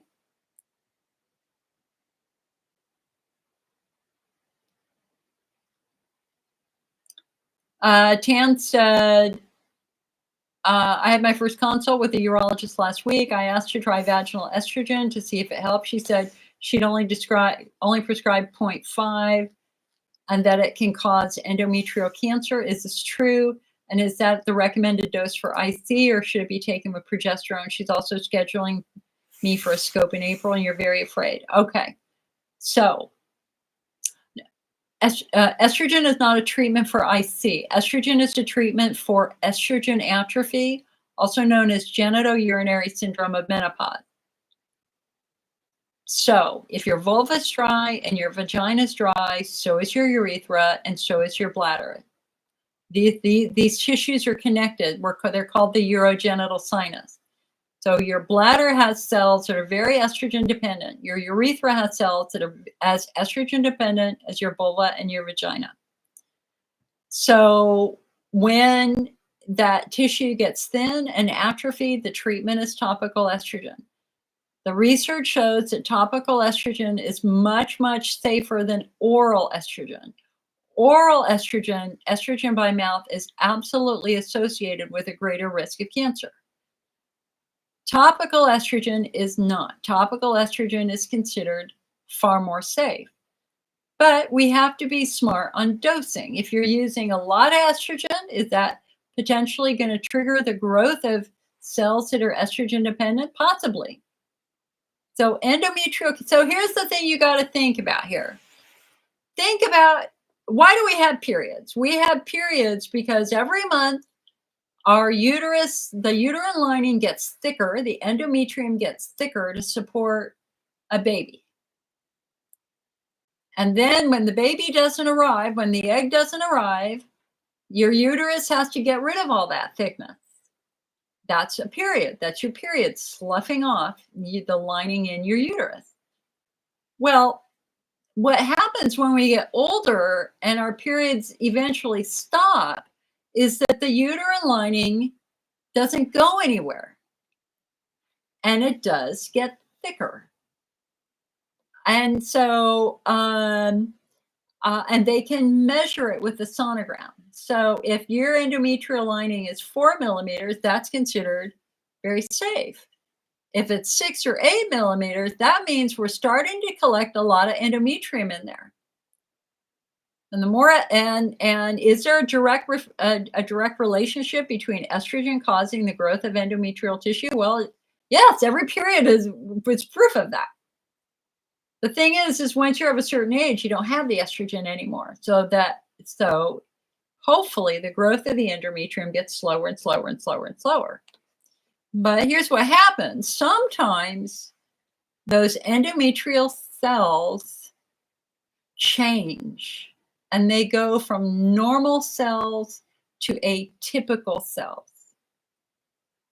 And an atypical cell can, if the right circumstances present, trigger uncontrolled growth, aka endometrial cancer. And so that happened to me 7 years ago. I started spotting. I have a video on it. There's a video on my YouTube channel about the mistakes that we made because I started spotting. So how old was I? I was like 56 when it happened. I started spotting what looked like pink lemonade on my underwear. And it was fairly persistent, but it was very, very pale pink. I finally reached out to my OBGYN and said, hey, I don't know what's up with this pale pink discharge, but I've got it. And he goes, oh, well, we probably need to take a look and maybe do a biopsy, make sure we know what's going on. And I'm like, oh, I don't want that. I'm like, no, I think I'll pass on that. And I waited. That was in September. Well, by December, my pale pink discharge had become black blood clots. And I remember I met with him the week before Christmas. And he said, oh, this is not good. We really need to do a biopsy. And my answer was, I don't really want to do a biopsy. I do not want to have a hysteroscopy. I know hysteroscopies are very painful. And he said, well, it's probably just from your oral estrogen. Let's just do some progesterone and let's just try to get your bladder to slough it off. I'm like, I'm all in on that. Okay. Now, you know that feeling you get like right before your period starts where you're just cranky as hell? Imagine having that for 3 months.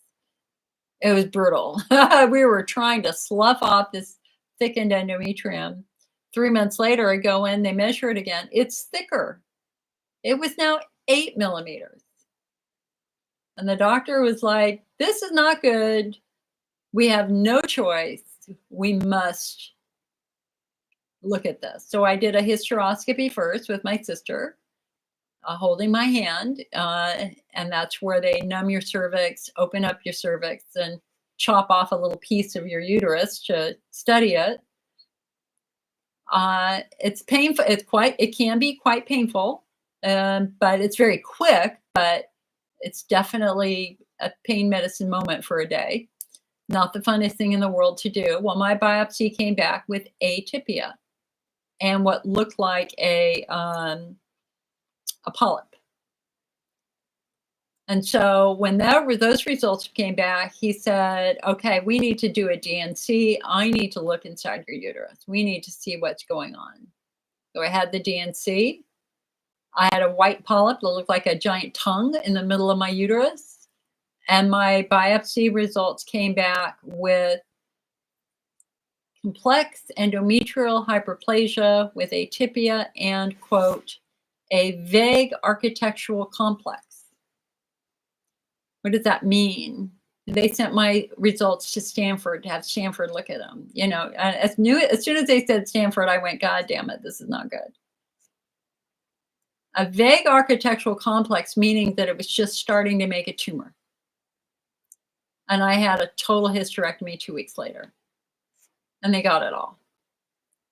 And of course, my next question was, and I had a doctor say, literally a couple months after that, and hysterectomy is not easy. You know, there's a whole physical, mental, and emotional recovery from losing your ability to have children. It's not an easy procedure to go through. And so I asked a doctor, I said, or I had an older doctor say, you can go back on your estrogen now, you're fine. And I went, no, wait a second. So I've already had uterine cancer or the signs of early uterine cancer. Is there any chance I can get breast cancer? And he goes, oh, don't worry about it. Live your life. Yeah. I didn't take the oral estrogen.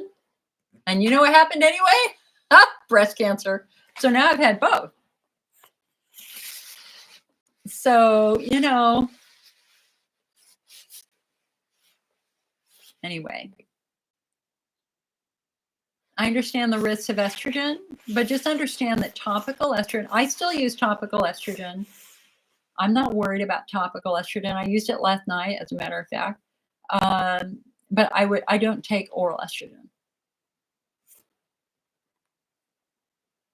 And Tan is 53 and still menstruating. Okay. One of the earliest signs that honey, you're getting close. What happens as you get to that point is, which is really weird, kind of counterintuitive. What happens is that your periods become more frequent. Instead of every 28 days, they usually get to 23 days and 22 days, maybe 21 days.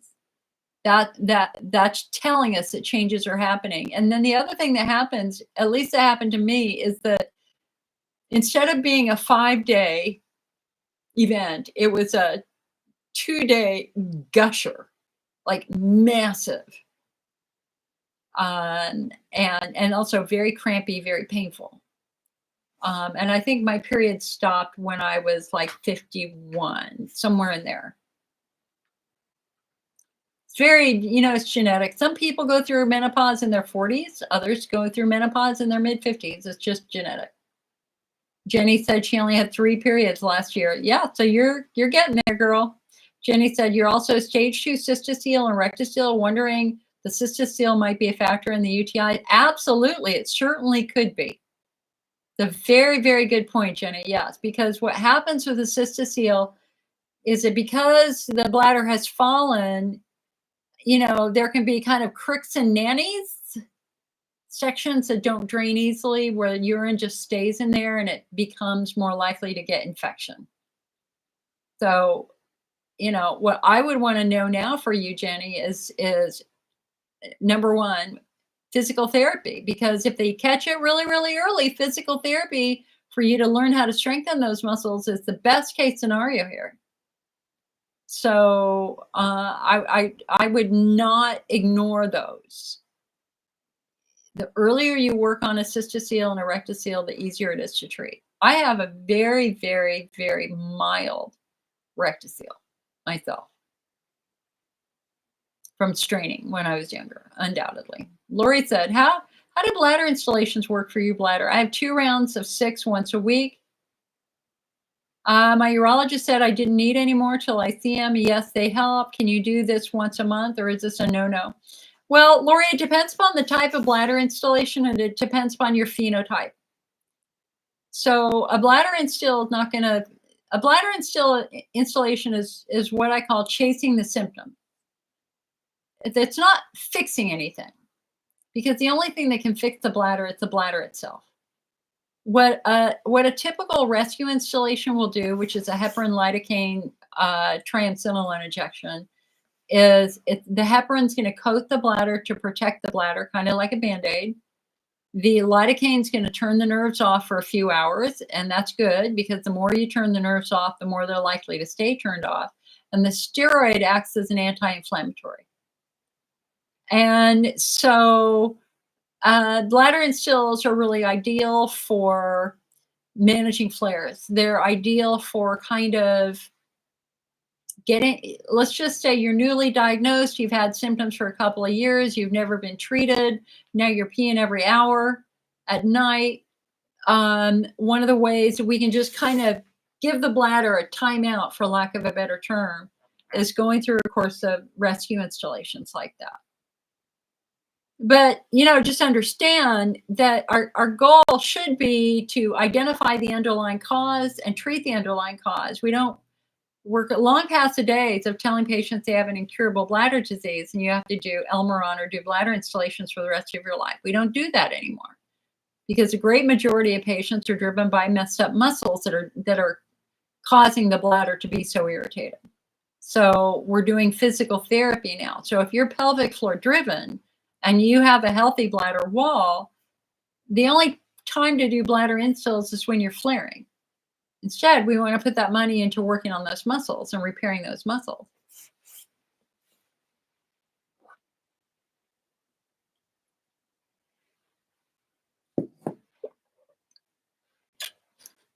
Tricia said, seeing a pain and wellness doctor last October, out of sheer desperation, she questioned me thoroughly to develop my history of symptoms. She did question whether I thought COVID had anything to do with it.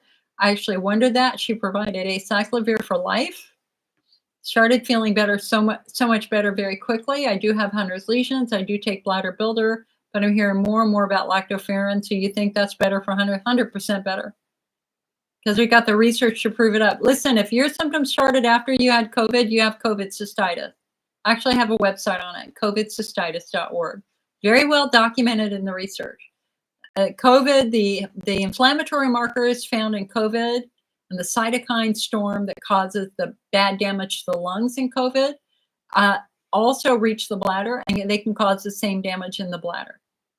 And so we know that there are a number of patients with absolutely no history of bladder issues who develop bladder problems after COVID, and that's now called COVID cystitis.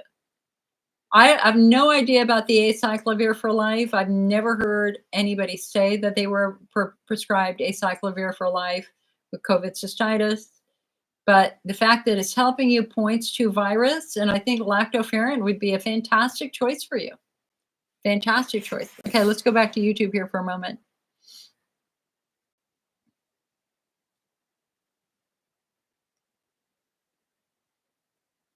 Zara says she did a next generation urine testing and the urine sample was invalid and you have to do it again. But it did pick up some drug-resistant antibiotic strains. Interesting. Zara said, I was told by the agent I will have to take a biofilm disruptor and the correct antibiotic based on the microgen test. I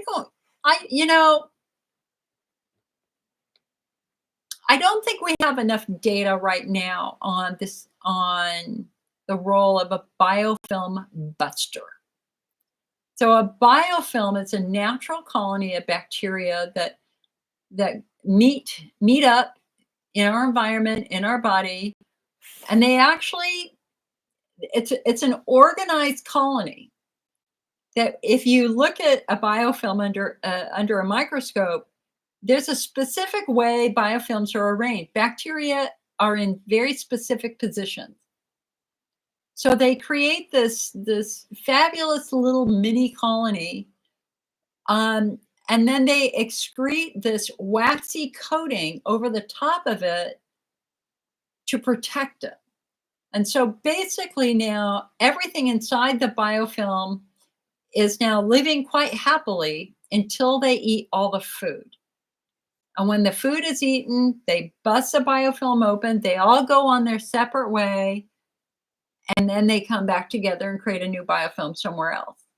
So biofilms are a natural way for bacteria to survive. There are biofilms in every stream. There are biofilms on dental equipment.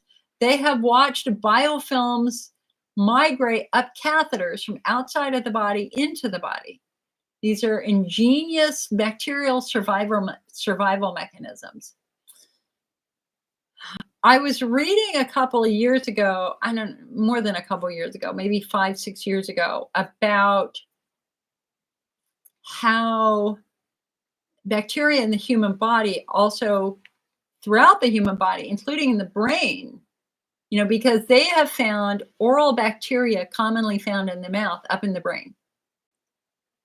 And so what happens to these wandering bacterial colonies is they create biofilms. And then they just live in the biofilm.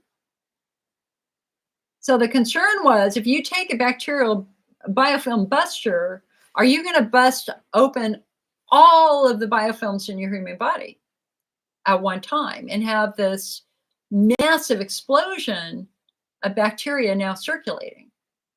And we don't know. There's not enough research right now, in my opinion, that will help us understand the beneficial role, if any, of biofilms in our human body.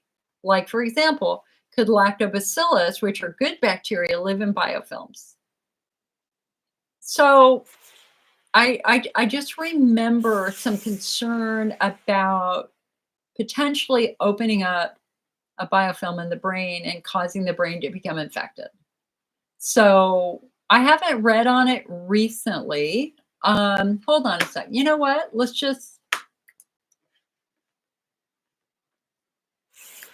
me just go to the National Library of Medicine and let's just see if there's anything new.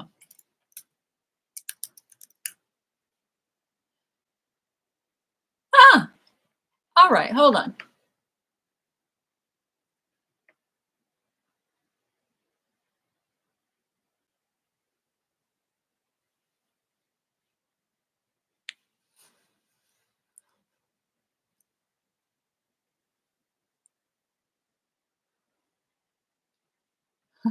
So okay, this is interesting. So it's specifically on what I was talking about. They were saying if you use a biofilm buster, that leads to an increase in bacterial count in the bloodstream, which could make a PCR test more successful. But okay, so that supports my position. So hold on a sec. Let me just see if there's anything new here.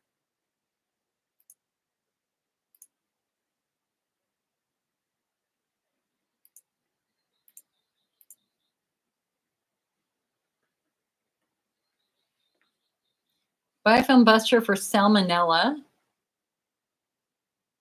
Biofilm busters to be used to be put into glass. Biofilm formation, expression of virulence genes of microorganisms grown in contact with a new bioactive glass. Yeah, girl, there's nothing. I mean, one study in 24, one study in 2020, nothing on what we're talking about. I just don't. I don't think we have enough data on that. I just don't. Diane said, I'm going for a third opinion with a new urogynecologist. I've been seeing the same uro for 2.5 years. All she has left for me to do is InterStim. I got a second opinion last year. He said InterStim 2. So again, we need to know your phenotype. And then, I mean, back in the old days, 20 years ago, or 15 years ago, no, 20 years ago, because InterStim was developed in 93. So it's been around for 30 years. you know, that we pretty much it was proposed for every patient who didn't respond to Elmeron or bladder installation. But of course, now we know why patients didn't respond to Elmeron or bladder installations because we have phenotypes. And of course, patients with pelvic floor driven symptoms, 85% of us, we're not going to respond to bladder treatment. So it became a great money making opportunity for the company to say, well, look, this patient hasn't responded to anything else. You might as well try InterStim. But the fact of the matter is that InterStim helps some, but doesn't help others. And it's an expensive beast. It's a surgical procedure that comes with serious adverse event risk. Like when I started this meeting, 44,000 adverse events reported on InterStim. Now, our national guidelines usually say, hey, well, let's try the less risky stuff before we try the more risky stuff. And so when you've got the risk of 44,000 adverse events with a procedure, I would want to do a lot of other things before I tried something like InterStim. So, for example, there's a company called Axonics, which also does neuromodulation, but they don't have the same side effect profile. So, is Axonics safer than Medtronic? I don't know if they have a study that has ever been able to prove that definitively. But all we have to do is look at the FDA database and see that Axonics definitely has fewer adverse events than InterStim. So that might be something worthwhile. And also we have the urgent PC. We've got the ankle stem, So down at UC San Francisco where InterStim was developed, another doctor, Dr. Marshall Staller, was so stunned by the trauma that these patients were going through back in the early days.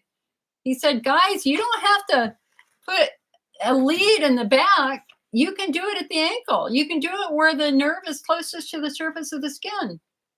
It's called urgent PC. Has the exact same FDA approval. And it doesn't have any of the great risks that any surgical neuromodulation would have because it's literally an acupuncture needle that they attach a TENS unit to. So when I was referred to UC San Francisco in 1993, I consider myself blessed that I would have done anything for my IC. It was so severe. I somehow ended up in that doctor's clinic, Dr. Marshall Staller's clinic, rather than in Dr. Richard Schmidt's clinic. Richard Schmidt was doing InterStim, Staller was doing the ankle PC. And if they told me back then to do it, I would have done it because I needed relief. I'd been in agony for a year. But guess what? The ankle stem actually helped me. It didn't cure me because my problem is not a neurological problem. My problem is a muscle problem. But did it reduce some of my pain? It did. Did it break me out of a flare? It did. But it didn't fix me. What fixed me was physical therapy because I'm pelvic floor driven. Diane said, my mom took oral HRT and had a medication-induced period, didn't have problems with cancer. Is that safer? Yes. Yeah, anytime they give you oral estrogen, they also give you oral progesterone. I mean, I took both. I took it because my mom took estrogen and progesterone safely for years. And I really thought it was all genetic. And I was having a lot of muscle cramping with menopause. And my thought process, my brain was being a little funky. And I thought, you know what? My mom's taking it. If it's safe for her, it should be safe for me. It wasn't. I can still remember, guys, I actually filmed a video in the, as I got out of surgery. It was on Facebook. I was just like, I was not there. But I did that night. I did film a video from my bed that is still on YouTube.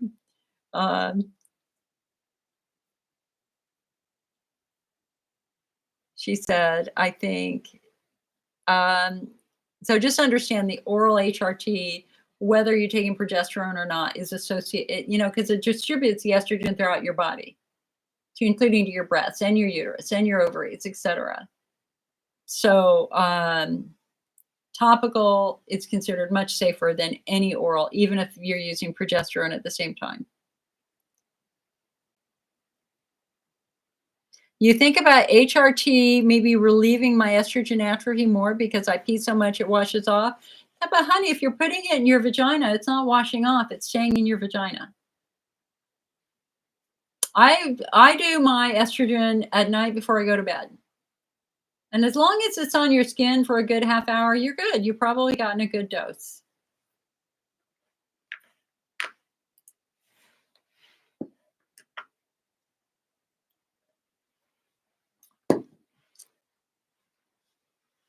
Lori said, I also use bladder builder. I have irritated bladder lining really bad.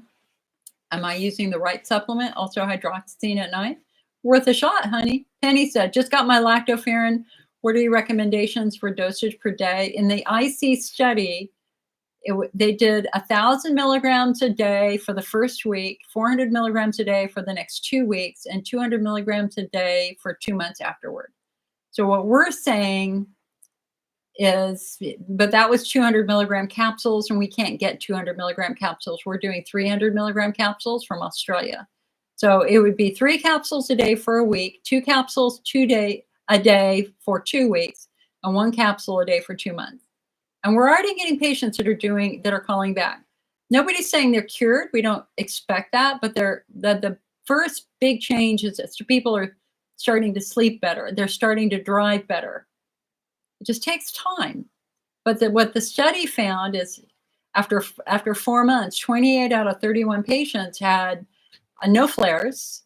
Their red inflamed bladders had become pink and healthy, and their inflammatory markers tested through blood testing had decreased significantly. So I would say 4 months is worth a shot.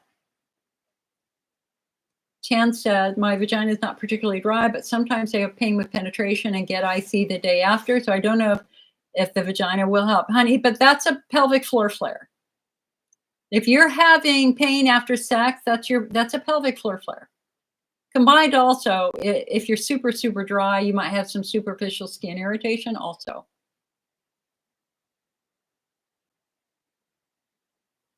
It's not a no to vaginal estrogen, it's a no to oral estrogen.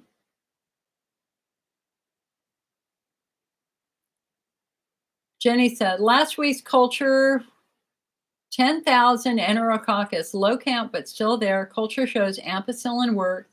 Took amoxicillin for the same bacteria last September. Was fine. All negative cultures until last week. So if they are that spaced out, is it still recurrent UTI? Yes, it is, honey. Absolutely. Girl, 5 infections in 10 months, you are the epitome of a recurring UTI patient.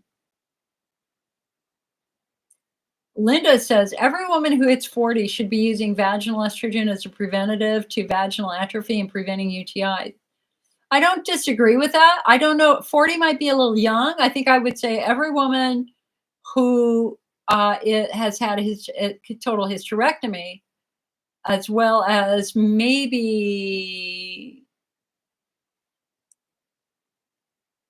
45. I don't know. I mean, age is arbitrary because people go into menopause at different ages. I think I would be asking my mother when she went through menopause and be thinking that's probably about the time that I need to start paying attention to the health of my skin. Lori said DMSO.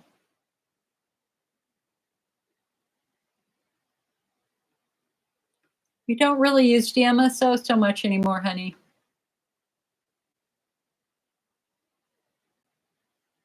Jenny said, my physical therapist has me now starting Kegels.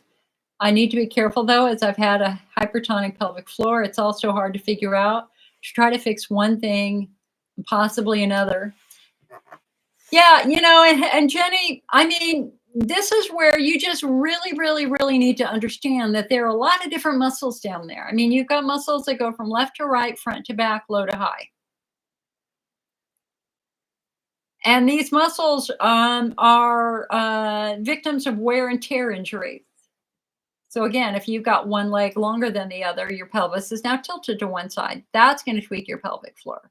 If you have a tailbone injury, that's going to tweak your pelvic floor.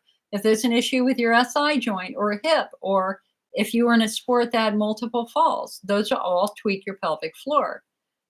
So an injured muscle becomes a weakened muscle. But then what happens is that muscle still has a job to do, so it overcompensates by getting tight. It's a weak but tight muscle. So what they first try to do is to try to release it.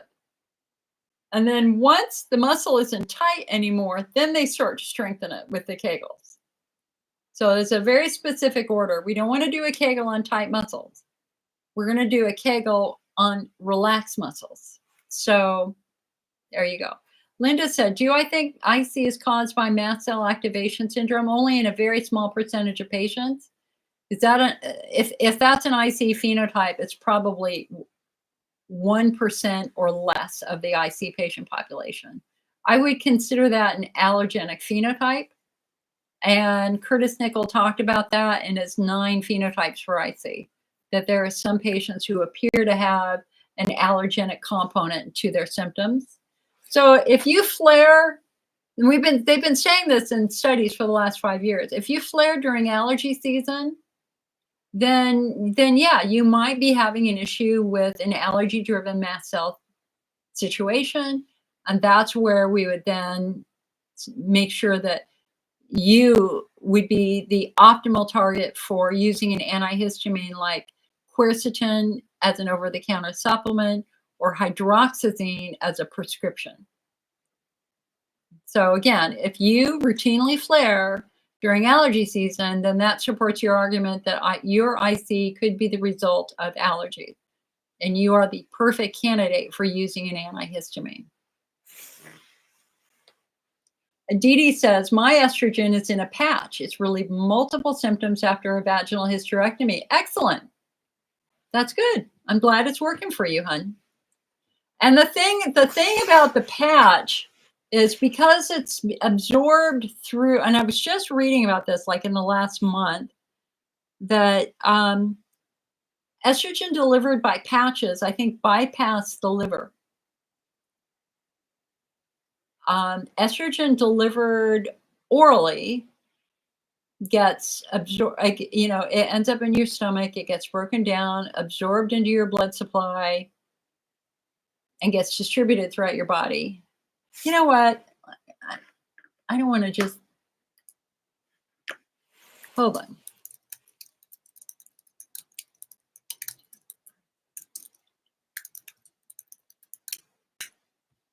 I want to get that correct here. What's the effect of a transdermal versus oral hormone replacement?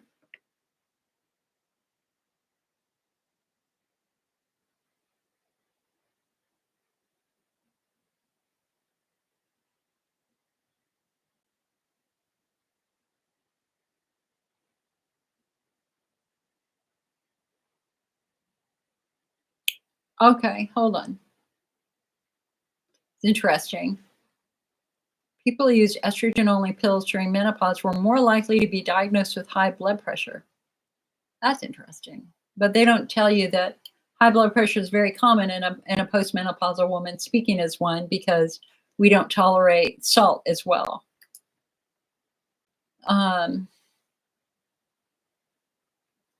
Okay, so here, hold on. Here is a paper from Europe, several countries in Europe.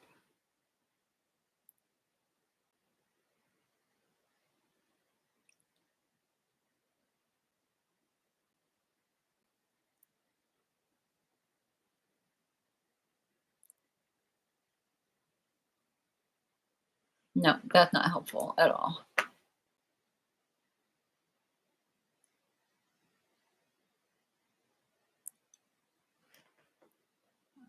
Okay, let's look at this. Oral estrogen may increase the risk of blood clots, especially for people who smoke or are older than 35. However, some studies suggest that estrogen patches may be safer. Oral estrogen can be dangerous for people with liver problems, but estrogen patches are generally safe because the estrogen goes directly into the blood. Estrogen patches may have a lower risk of gallbladder problems. Oral estrogen may increase the risk of high blood pressure.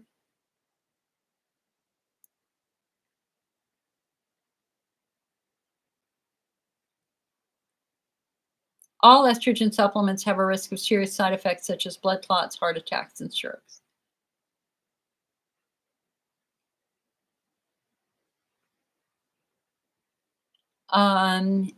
Yeah, that's old. I want new stuff.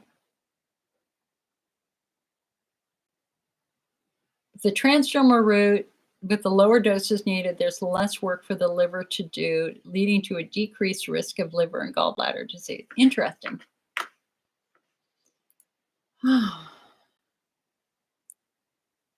Dee Dee said, yeah, that's what my gynecologist told me as well. Yep. All right, so let's go to Diane over here on YouTube. Diane said, I have estrogen atrophy, widespread pain, pelvic floor types. I've been using PTNS and it helps, but it doesn't last the 4 weeks. So Interstim might consistently help since it stimulates constantly. The third opinion Urogyne does Axonics and Interstim. So if we go there, I have 2 options. You do want the new doctor to do a cystoscopy with distension to take a look since it's been 2.5 years. Worried that my IC is late stage. Also hope he refers to a new physical therapist who's better than the one I have had. Anne says she ordered the peppermint tummy tea from the IC network and I can drink it weak. So happy, soothing head to toe. Recently ordered 3 more tins. Tried to use the Ship 50 and it didn't work. Case sensitive. Thank you. And you know, if you just call us tomorrow and talk to Heather in our warehouse and tell her I asked you to call her and she can give you credit for that. It is case sensitive. It's all capital letters. Ship 50, all capital letters. You get 50% off of shipping in the IC Network shop. Marshila says, I just had my 3rd fulguration for Hunner's lesions. I'd like to try Lactoferrin as a preventative. Is there a daily dosage you would recommend and how long can I take it safely? Honey, Lactoferrin is part of milk. We're not worried about long-term use. There are no side effects. And as long as you tolerate milk, you should be able to tolerate Lactoferrin. It's not a synthetic medication where we're worried about adverse events and, you know, long-term side effects. It literally comes from milk. So I'm not aware of anybody with any big safety concerns with Lactoferrin at all. I mean, I went through a bunch of research. I didn't see any. But we're all different. The one thing that Lactoferrin is known for is because it's a natural antibacterial, antifungal, antiviral, it can mess with your biome in your gut for a while. You could have some diarrhea from it because it's killing bad things and supporting their growth potentially of good things. Remember, Lactoferrin is a frontline defense protein for your immune system. So if it gets in there and it finds something that's not supposed to be there, it's probably going to try to take it out, for lack of a better term.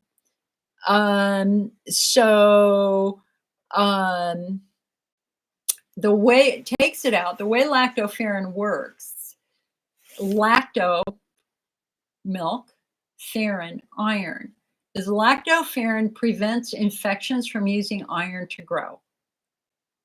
It basically binds the iron and takes it away. So the infection gets starved. And that's how the infections don't grow with Lactoferrin. So in the study, in the IC study, it was 1,000 milligrams a day for the first week, 400 milligrams for 2 weeks, 200 milligrams for a couple months. And so if you buy the Lactoferrin from the IC Network shop, because, you know, I mean, I'm very much of the position that, especially for patients with Hunner's lesions, for which there are few options, it's kind of like a, what do I have to lose situation? I mean, the safety is outstanding. There are no side effects in the IC study. 28 out of 31 had no symptoms after doing 4 months. Red inflamed bladders became peak and healthy. Hunner's lesions almost completely disappeared. So it's kind of a, since there's a dearth of options for Hunner's lesion patients, non-additive options for many others anyway. It's like, in my opinion, it's kind of a why the hell not, especially when you start looking at the research. So I started taking it because I was also looking at the research for cancer. Now, I'm not super consistent with it because I've been having a lot of other stuff going on from taking my gallbladder out. So I think the data is extremely compelling. So the lactoferrin that I decided to bring into the IC network comes from Australia. I did not want to bring an American lactoferrin because of the bird flu that's currently in our milk supply. Bird flu has been found in dairy cows. It's been found on grocery stores and raw milk. I mean, they just did another warning last week, which is just infuriating that a certain someone has literally stopped all the reporting of bird flu. And there was a conference last week that was that for the states, a federal conference where they were going to go in and learn the latest on what's happening with bird flu. Because guys, bird flu makes COVID look like nothing. Bird flu is 50% fatal. I mean, they just yesterday they just announced they found bird flu in a very, very old dairy in New York. They're killing 100,000 birds, like right now, yesterday, and probably today if they didn't finish it all right. I mean, the concern with bird flu is that if it mutates to become more infectious to humans, we got another pandemic on our hands, way, way worse than what we had with COVID. And we already had our first fatality here in the United States. We had, I think, a 16-year-old girl died in the South a couple weeks ago from bird flu. Lots of people are getting bird flu now. Our challenge is if it gets to that point where it mutates and becomes much easier to, right now, your greatest risk of getting bird flu is if you work with birds, or you have contact with wild birds or contact with sick birds, or you work in a dairy, because bird flu is really infecting cows. So that's considered the greatest risk for human exposure to bird flu. But if it makes just one or two changes, it could become much more virulent and much more infectious.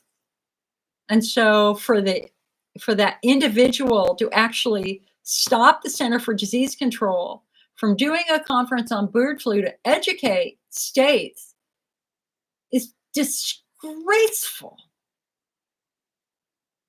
And it just shows that science doesn't mean anything. And it shows that all the deaths that happened with COVID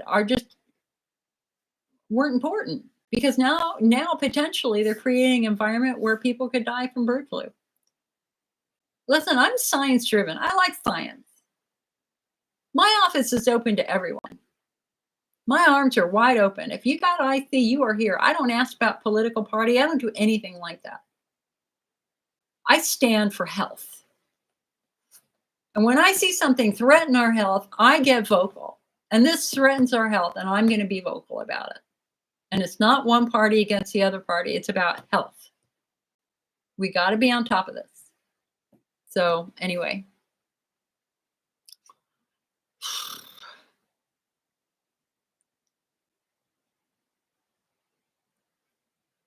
Okay, so I answered that one, and I think we're good here. All right, so we've been going for 2.5 hours. I usually stay until, sometimes we've gone 5 hours, sometimes we've gone 1 hour. I'm happy to go into Zoom if anybody wants to talk to me directly. If you want me to phenotype you, because I can phenotype you pretty successfully, I'm happy to do that. We just transition over to Zoom. So you tell me. If we're done, we're done. That's fine. If you have more questions, please ask them now. I'm happy to take your question. And if anybody wants to talk to me directly, we can just move over to Zoom. So you tell me what you want. What's your pleasure?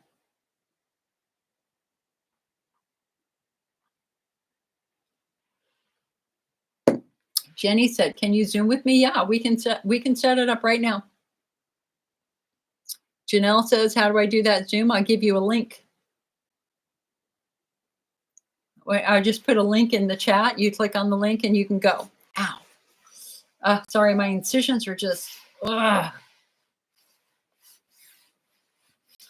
The more I sit here, the worse they get. They just pull. Wendy said, "Going back to pelvic floor tomorrow. I'm not 100% better, still having lingering symptoms." Me too, girl. My pelvic floor is very stress driven and very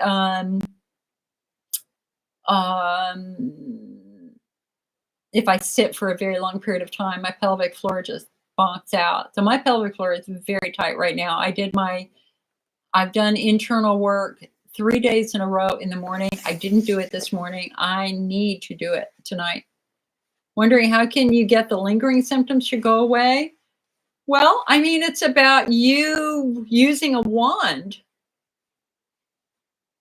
I mean, when I feel my muscles starting to get tight, I get my wand, I lay on my bed, drop my pants, put my feet up on the wall, and I use a wand internally.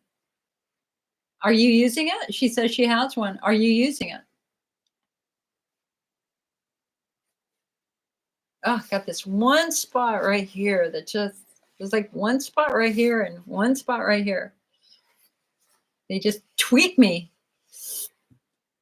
So when I use my wand, oh, you haven't been taught yet? Okay, so girl, it's going to be super weird.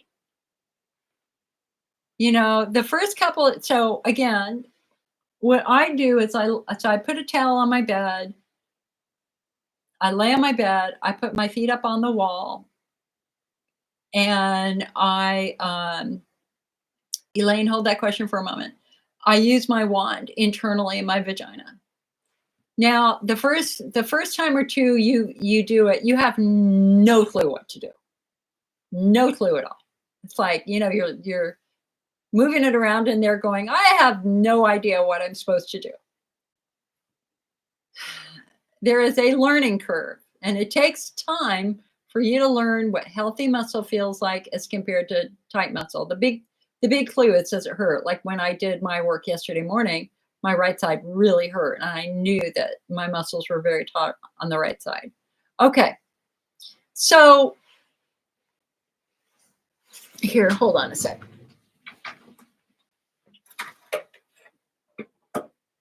Oh, is it going to turn on?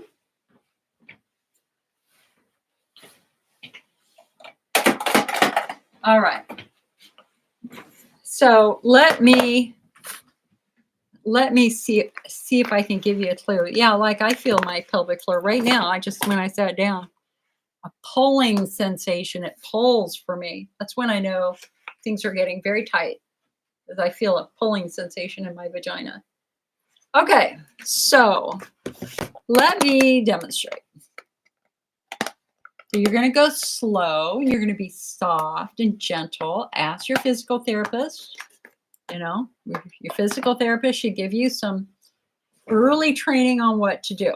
Okay, but I'm just going to share a little bit. So, okay, so here's our model. Here's the pelvic floor. Okay, and the pelvic floor is inside the pelvic cavity. It's very hard to, you can't really reach it from the outside. The best way to reach it is through the vagina or through the rectum. You can see as I put my finger in there how easy it is to reach this muscle. And so when you go to the physical therapist, this is basically what they're going to do. They're going to use their finger, gloved, of course, with some KY, of course. And they're going to look for, so what happens when these muscles get tight is they lift off. They actually rise. And so we generally massage the muscle to get that model to relax and release and flatten back down. So we got one side and then we got the other side. So this is the mystery piece. Okay, so when we look at it from the back, there's your tailbone. And you've got muscles that go from the left and muscles that go from the right. So your tailbone is really kind of your anchor. It's like the foundation. It's the center of the pelvic floor. So when I do my work, you don't just, okay, what not to do. You don't do this. you don't do this big motion like this when you're doing internal work. You have to do one side at a time. So when I use my wand, I'm going to start on one side and I'm just using my wand, and all I'm doing is I'm looking for tension and tenderness. Okay? And if I find any tension or tenderness, it might be a little bit deeper on the piriformis muscle. It might be a little bit shallower. Might be on the levator muscles, which are very shallow. But as I put my wand in, all I'm doing is looking for tenderness. And when I find tenderness, I'm gonna go the length of the muscle, like that. Sometimes they have you do kind of a flutter, kind of across the length of the muscle, but I mean across the width of the muscle. But for most of the time, you're just doing the length of the muscle, and it's kind of hold on. So if I'm laying on my back, it's interesting because it's a J shape. It's a capital J shape. So there's your J. See, look, you go across and up. Same on this side. Across and up. That's the J shape. So that's what you're going to do with your wand. And it's only for a couple minutes. It's not like you're in there for 30 minutes. You're in there for like 2 minutes. Just gently massaging the muscle and trying to get it to release. And muscles respond very, very quickly to gentle movement. The other thing, though, and that's what I was like trying to visualize here, is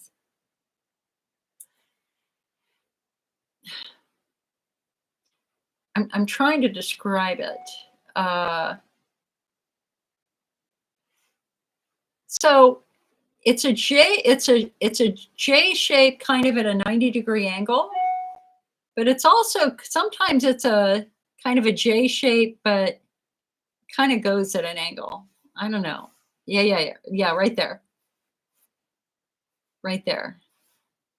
Or right here. Well, anyway,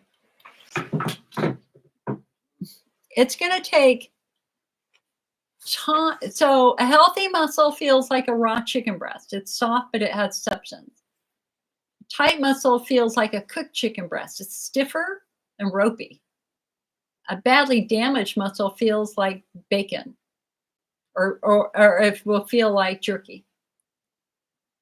And so, I just pick one side, I work on one side, and then I go to the other side and I work on one side. And all I'm doing is focusing on tender spots. If it's not tender, I'm good.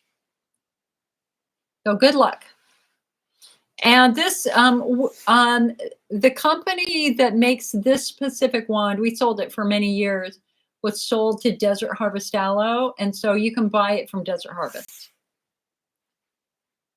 We don't carry it in the shop anymore. Elaine says, how does one choose PEA or lactoferrin if lactoferrin contains PEA? Lactoferrin doesn't contain PEA, hon. Completely different methods of action. Lactoferrin does not contain PEA. PEA, palmitoyl-ethanolamide, calms nerves down. PEA is a natural endocannabinoid found in the human body. Lactoferrin is a protein that part of the immune system. And so I'm not aware of any lactoferrin that contains PEA. Yeah, they're just different options. So again, it's based on if you're struggling with pain and nerve sensitivity, and you're in that widespread pain phenotype, or you have super sensitive skin, small fiber polyneuropathy, PEA is the boss.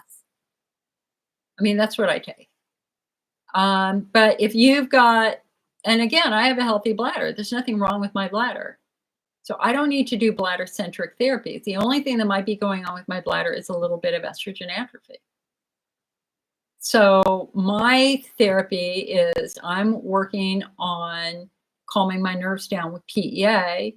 And when I took the lactoferrin, I still have it and I still take it. I'm just not super consistent with it, but I'm not in the same boat that you guys are in. And I was taking it because of its research with cancer and because I'm a cancer patient. Dee Dee says, does that also work on the piriformis? Yes, it definitely does. But what's interesting, let me see if how can I demonstrate this? So, all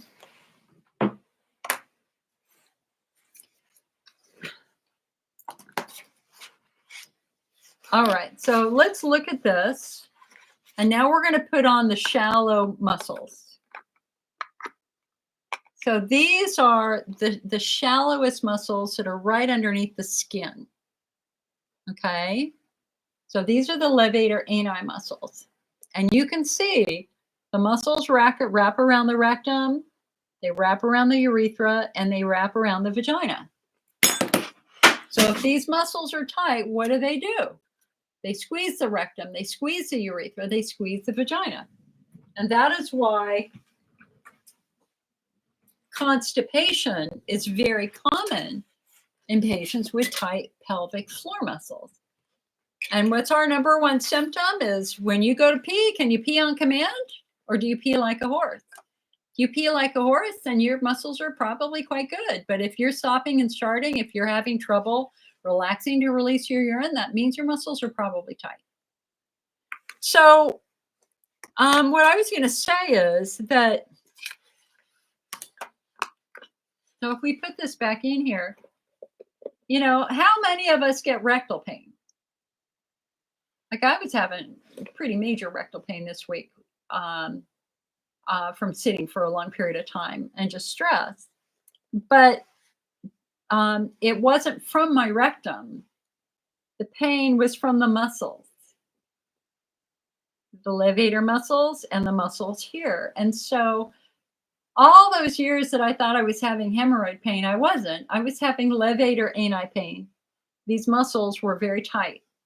And so now if I ever have rectal pain from sitting, I slide my fingers down my back, down my butt crack, and I'm not touching my rectum. All I'm doing is I'm just palpating here and I'm palpating here. And if these muscles are tight and tender, then that's what's causing my rectal pain. And that's how I know my muscles are getting tight. And that's when I know it's time to get out the wand and work with it. So then the other thing, getting back to your question on, does this work with levator ani pain? When you start working with your muscles, you will naturally find the movements that are the most releasing. And so if we were to pretend, if we could just pretend that this is your rectum right here,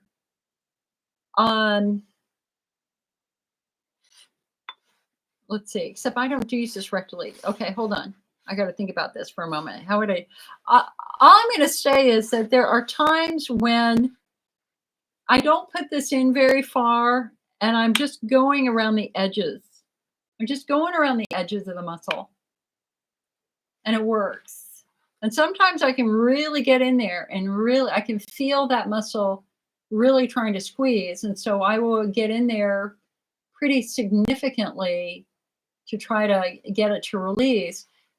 But then at the same time, you've got to be really attentive to any weird pain because a couple of times, so here's what's so weird. And I noticed this again yesterday morning when I was doing my internal work on the right side, I felt nerve pain on my left side, sharp little nerve pain around my sit bone. And if I go too far up here, you know, you never want to go too hard up here because you've got nerves that have come off of your sacrum that are moving in this area. And you can tell if you push hard on a nerve, you feel it. So it's about being really gentle and just gently massaging the muscle to get it released. And the only place I'm ever really firm is just right here at the entrance, if that makes sense. But talk to your physical therapist. Your physical therapist can give you really, really good guidance and all that sort of stuff. Zara says, can I get Lactoferrin on the ICN in the UK? If I can't have it, I'll have to ask my family in the US. Honey, you should be able to get Lactoferrin on Amazon UK. Just get it, and because I would trust the Lactoferrin from Europe.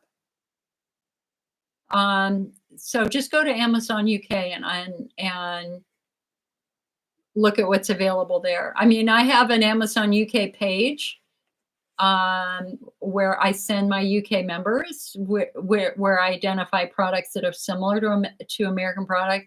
I haven't updated that with Lactoferrin yet. I need to do that. Maybe I will try to do that this week. Zara says, also when the pelvic floor physical therapist looked down there, she said my levator ani muscles were overactive, but didn't tell me what I'm supposed to do about it. Is this common in IC patients? 100% common. I'm exactly the same way. So the first time I had a pelvic floor assessment, that's what they found. My levator anis were super, super tight because they were compensating for very weak muscles higher up. And so I tend to be tight. My levator ani tends to be tight mostly around my rectum. And my piriformis muscle is tight on my left side because of my SI joint. So that's where I'm going to be working on those muscles. And, I was doing it yesterday morning and I was just thinking of all those people, including myself, who spent years doing bladder treatments and thinking they had a bladder disease, which they never did, that it was all old muscle injuries and traumas that never. Think about how much they must have suffered back then and how much money they threw away doing treatments that didn't have a bad chance in hell of helping them. I mean, again, this is why we're at a good place, because we're phenotyping now. Now we understand, why some patients don't respond. Most patients don't respond to typical bladder treatment. It's exciting. Good things are happening. Okay, so Janelle said, okay, so if you guys, who is it? Somebody said they wanted to Zoom, but they couldn't do it right away. Was that on YouTube or was that on Facebook?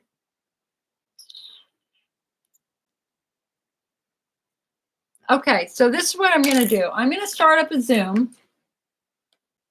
And if anybody wants to talk one-on-one with me, come on into Zoom. And so hold on a sec. Where is it on my computer?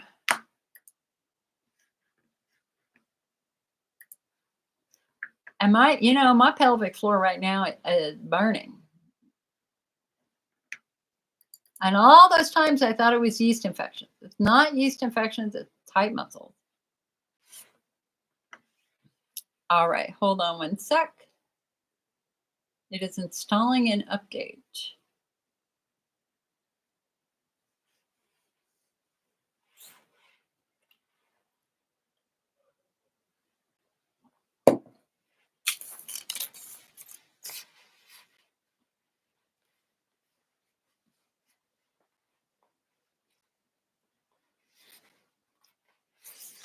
I just had there's a spot on the left side, ow, and then there's a spot on the right side, just these little spots that just zing me.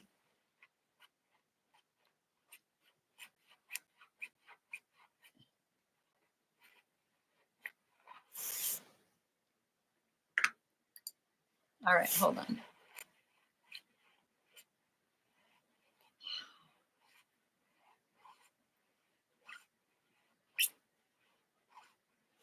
Okie dokie. So let's do a new meeting. Oh, of course, they changed the interface.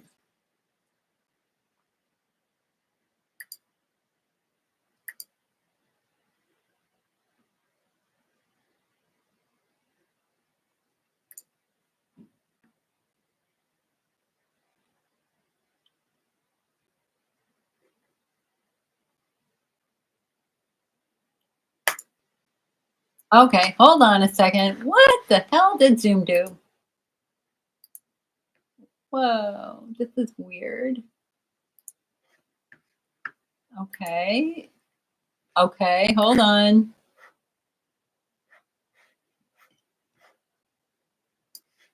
It says it's connecting. All right, copy invitation. Okay, so for those of you on Facebook, here's your invitation.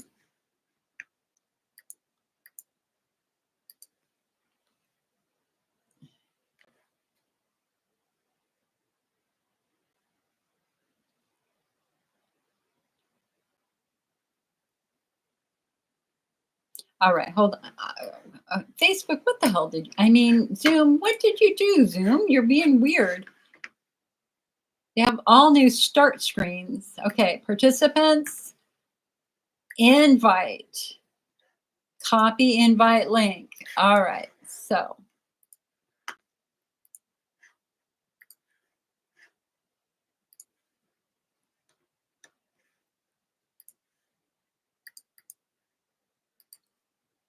Okay, so Facebook, there's your invite to Zoom. Let me put it in.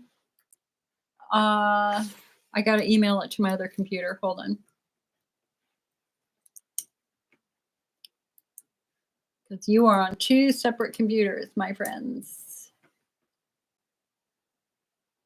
Hanging on by a thread. My left-hand computer, I cannot update it anymore. The hard drive is compromised. The hard drive is partially broken.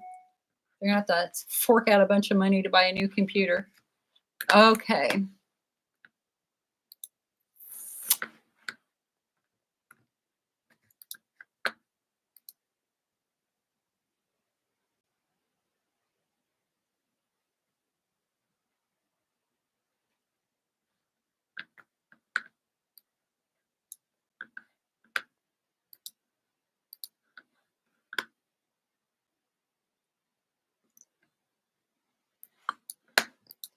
Okay, so YouTube, here is your invite. There you go. All right, my friends. So Jenny is now in Zoom. So what we're going to do, we're going to call this meeting, and I will see you next week. Knock on wood. Make your week a good week. Try to make things. Get off of social media. Work on learning things, making things with your hands. Let's not get sucked into all the conflict online right now. It's not healthy for us. Okay, Diane said, all right, there's one more. Hold on a second.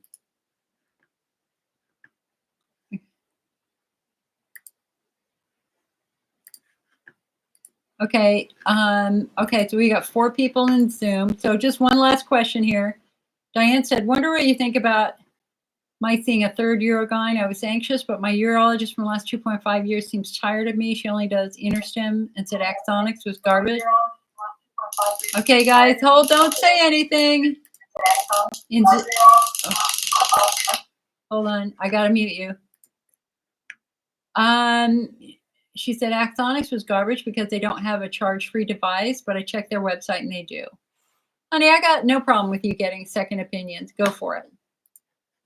Just go for it. God, it's your life. You get to pursue, you're the boss. Take charge. If you're not happy with the way this doctor is treating you, it's okay to ask questions. It's okay to get a second opinion. All right, my friends, I'm going to shut down. I'm going to say goodbye to YouTube. Bye, YouTube. See you next week. All right.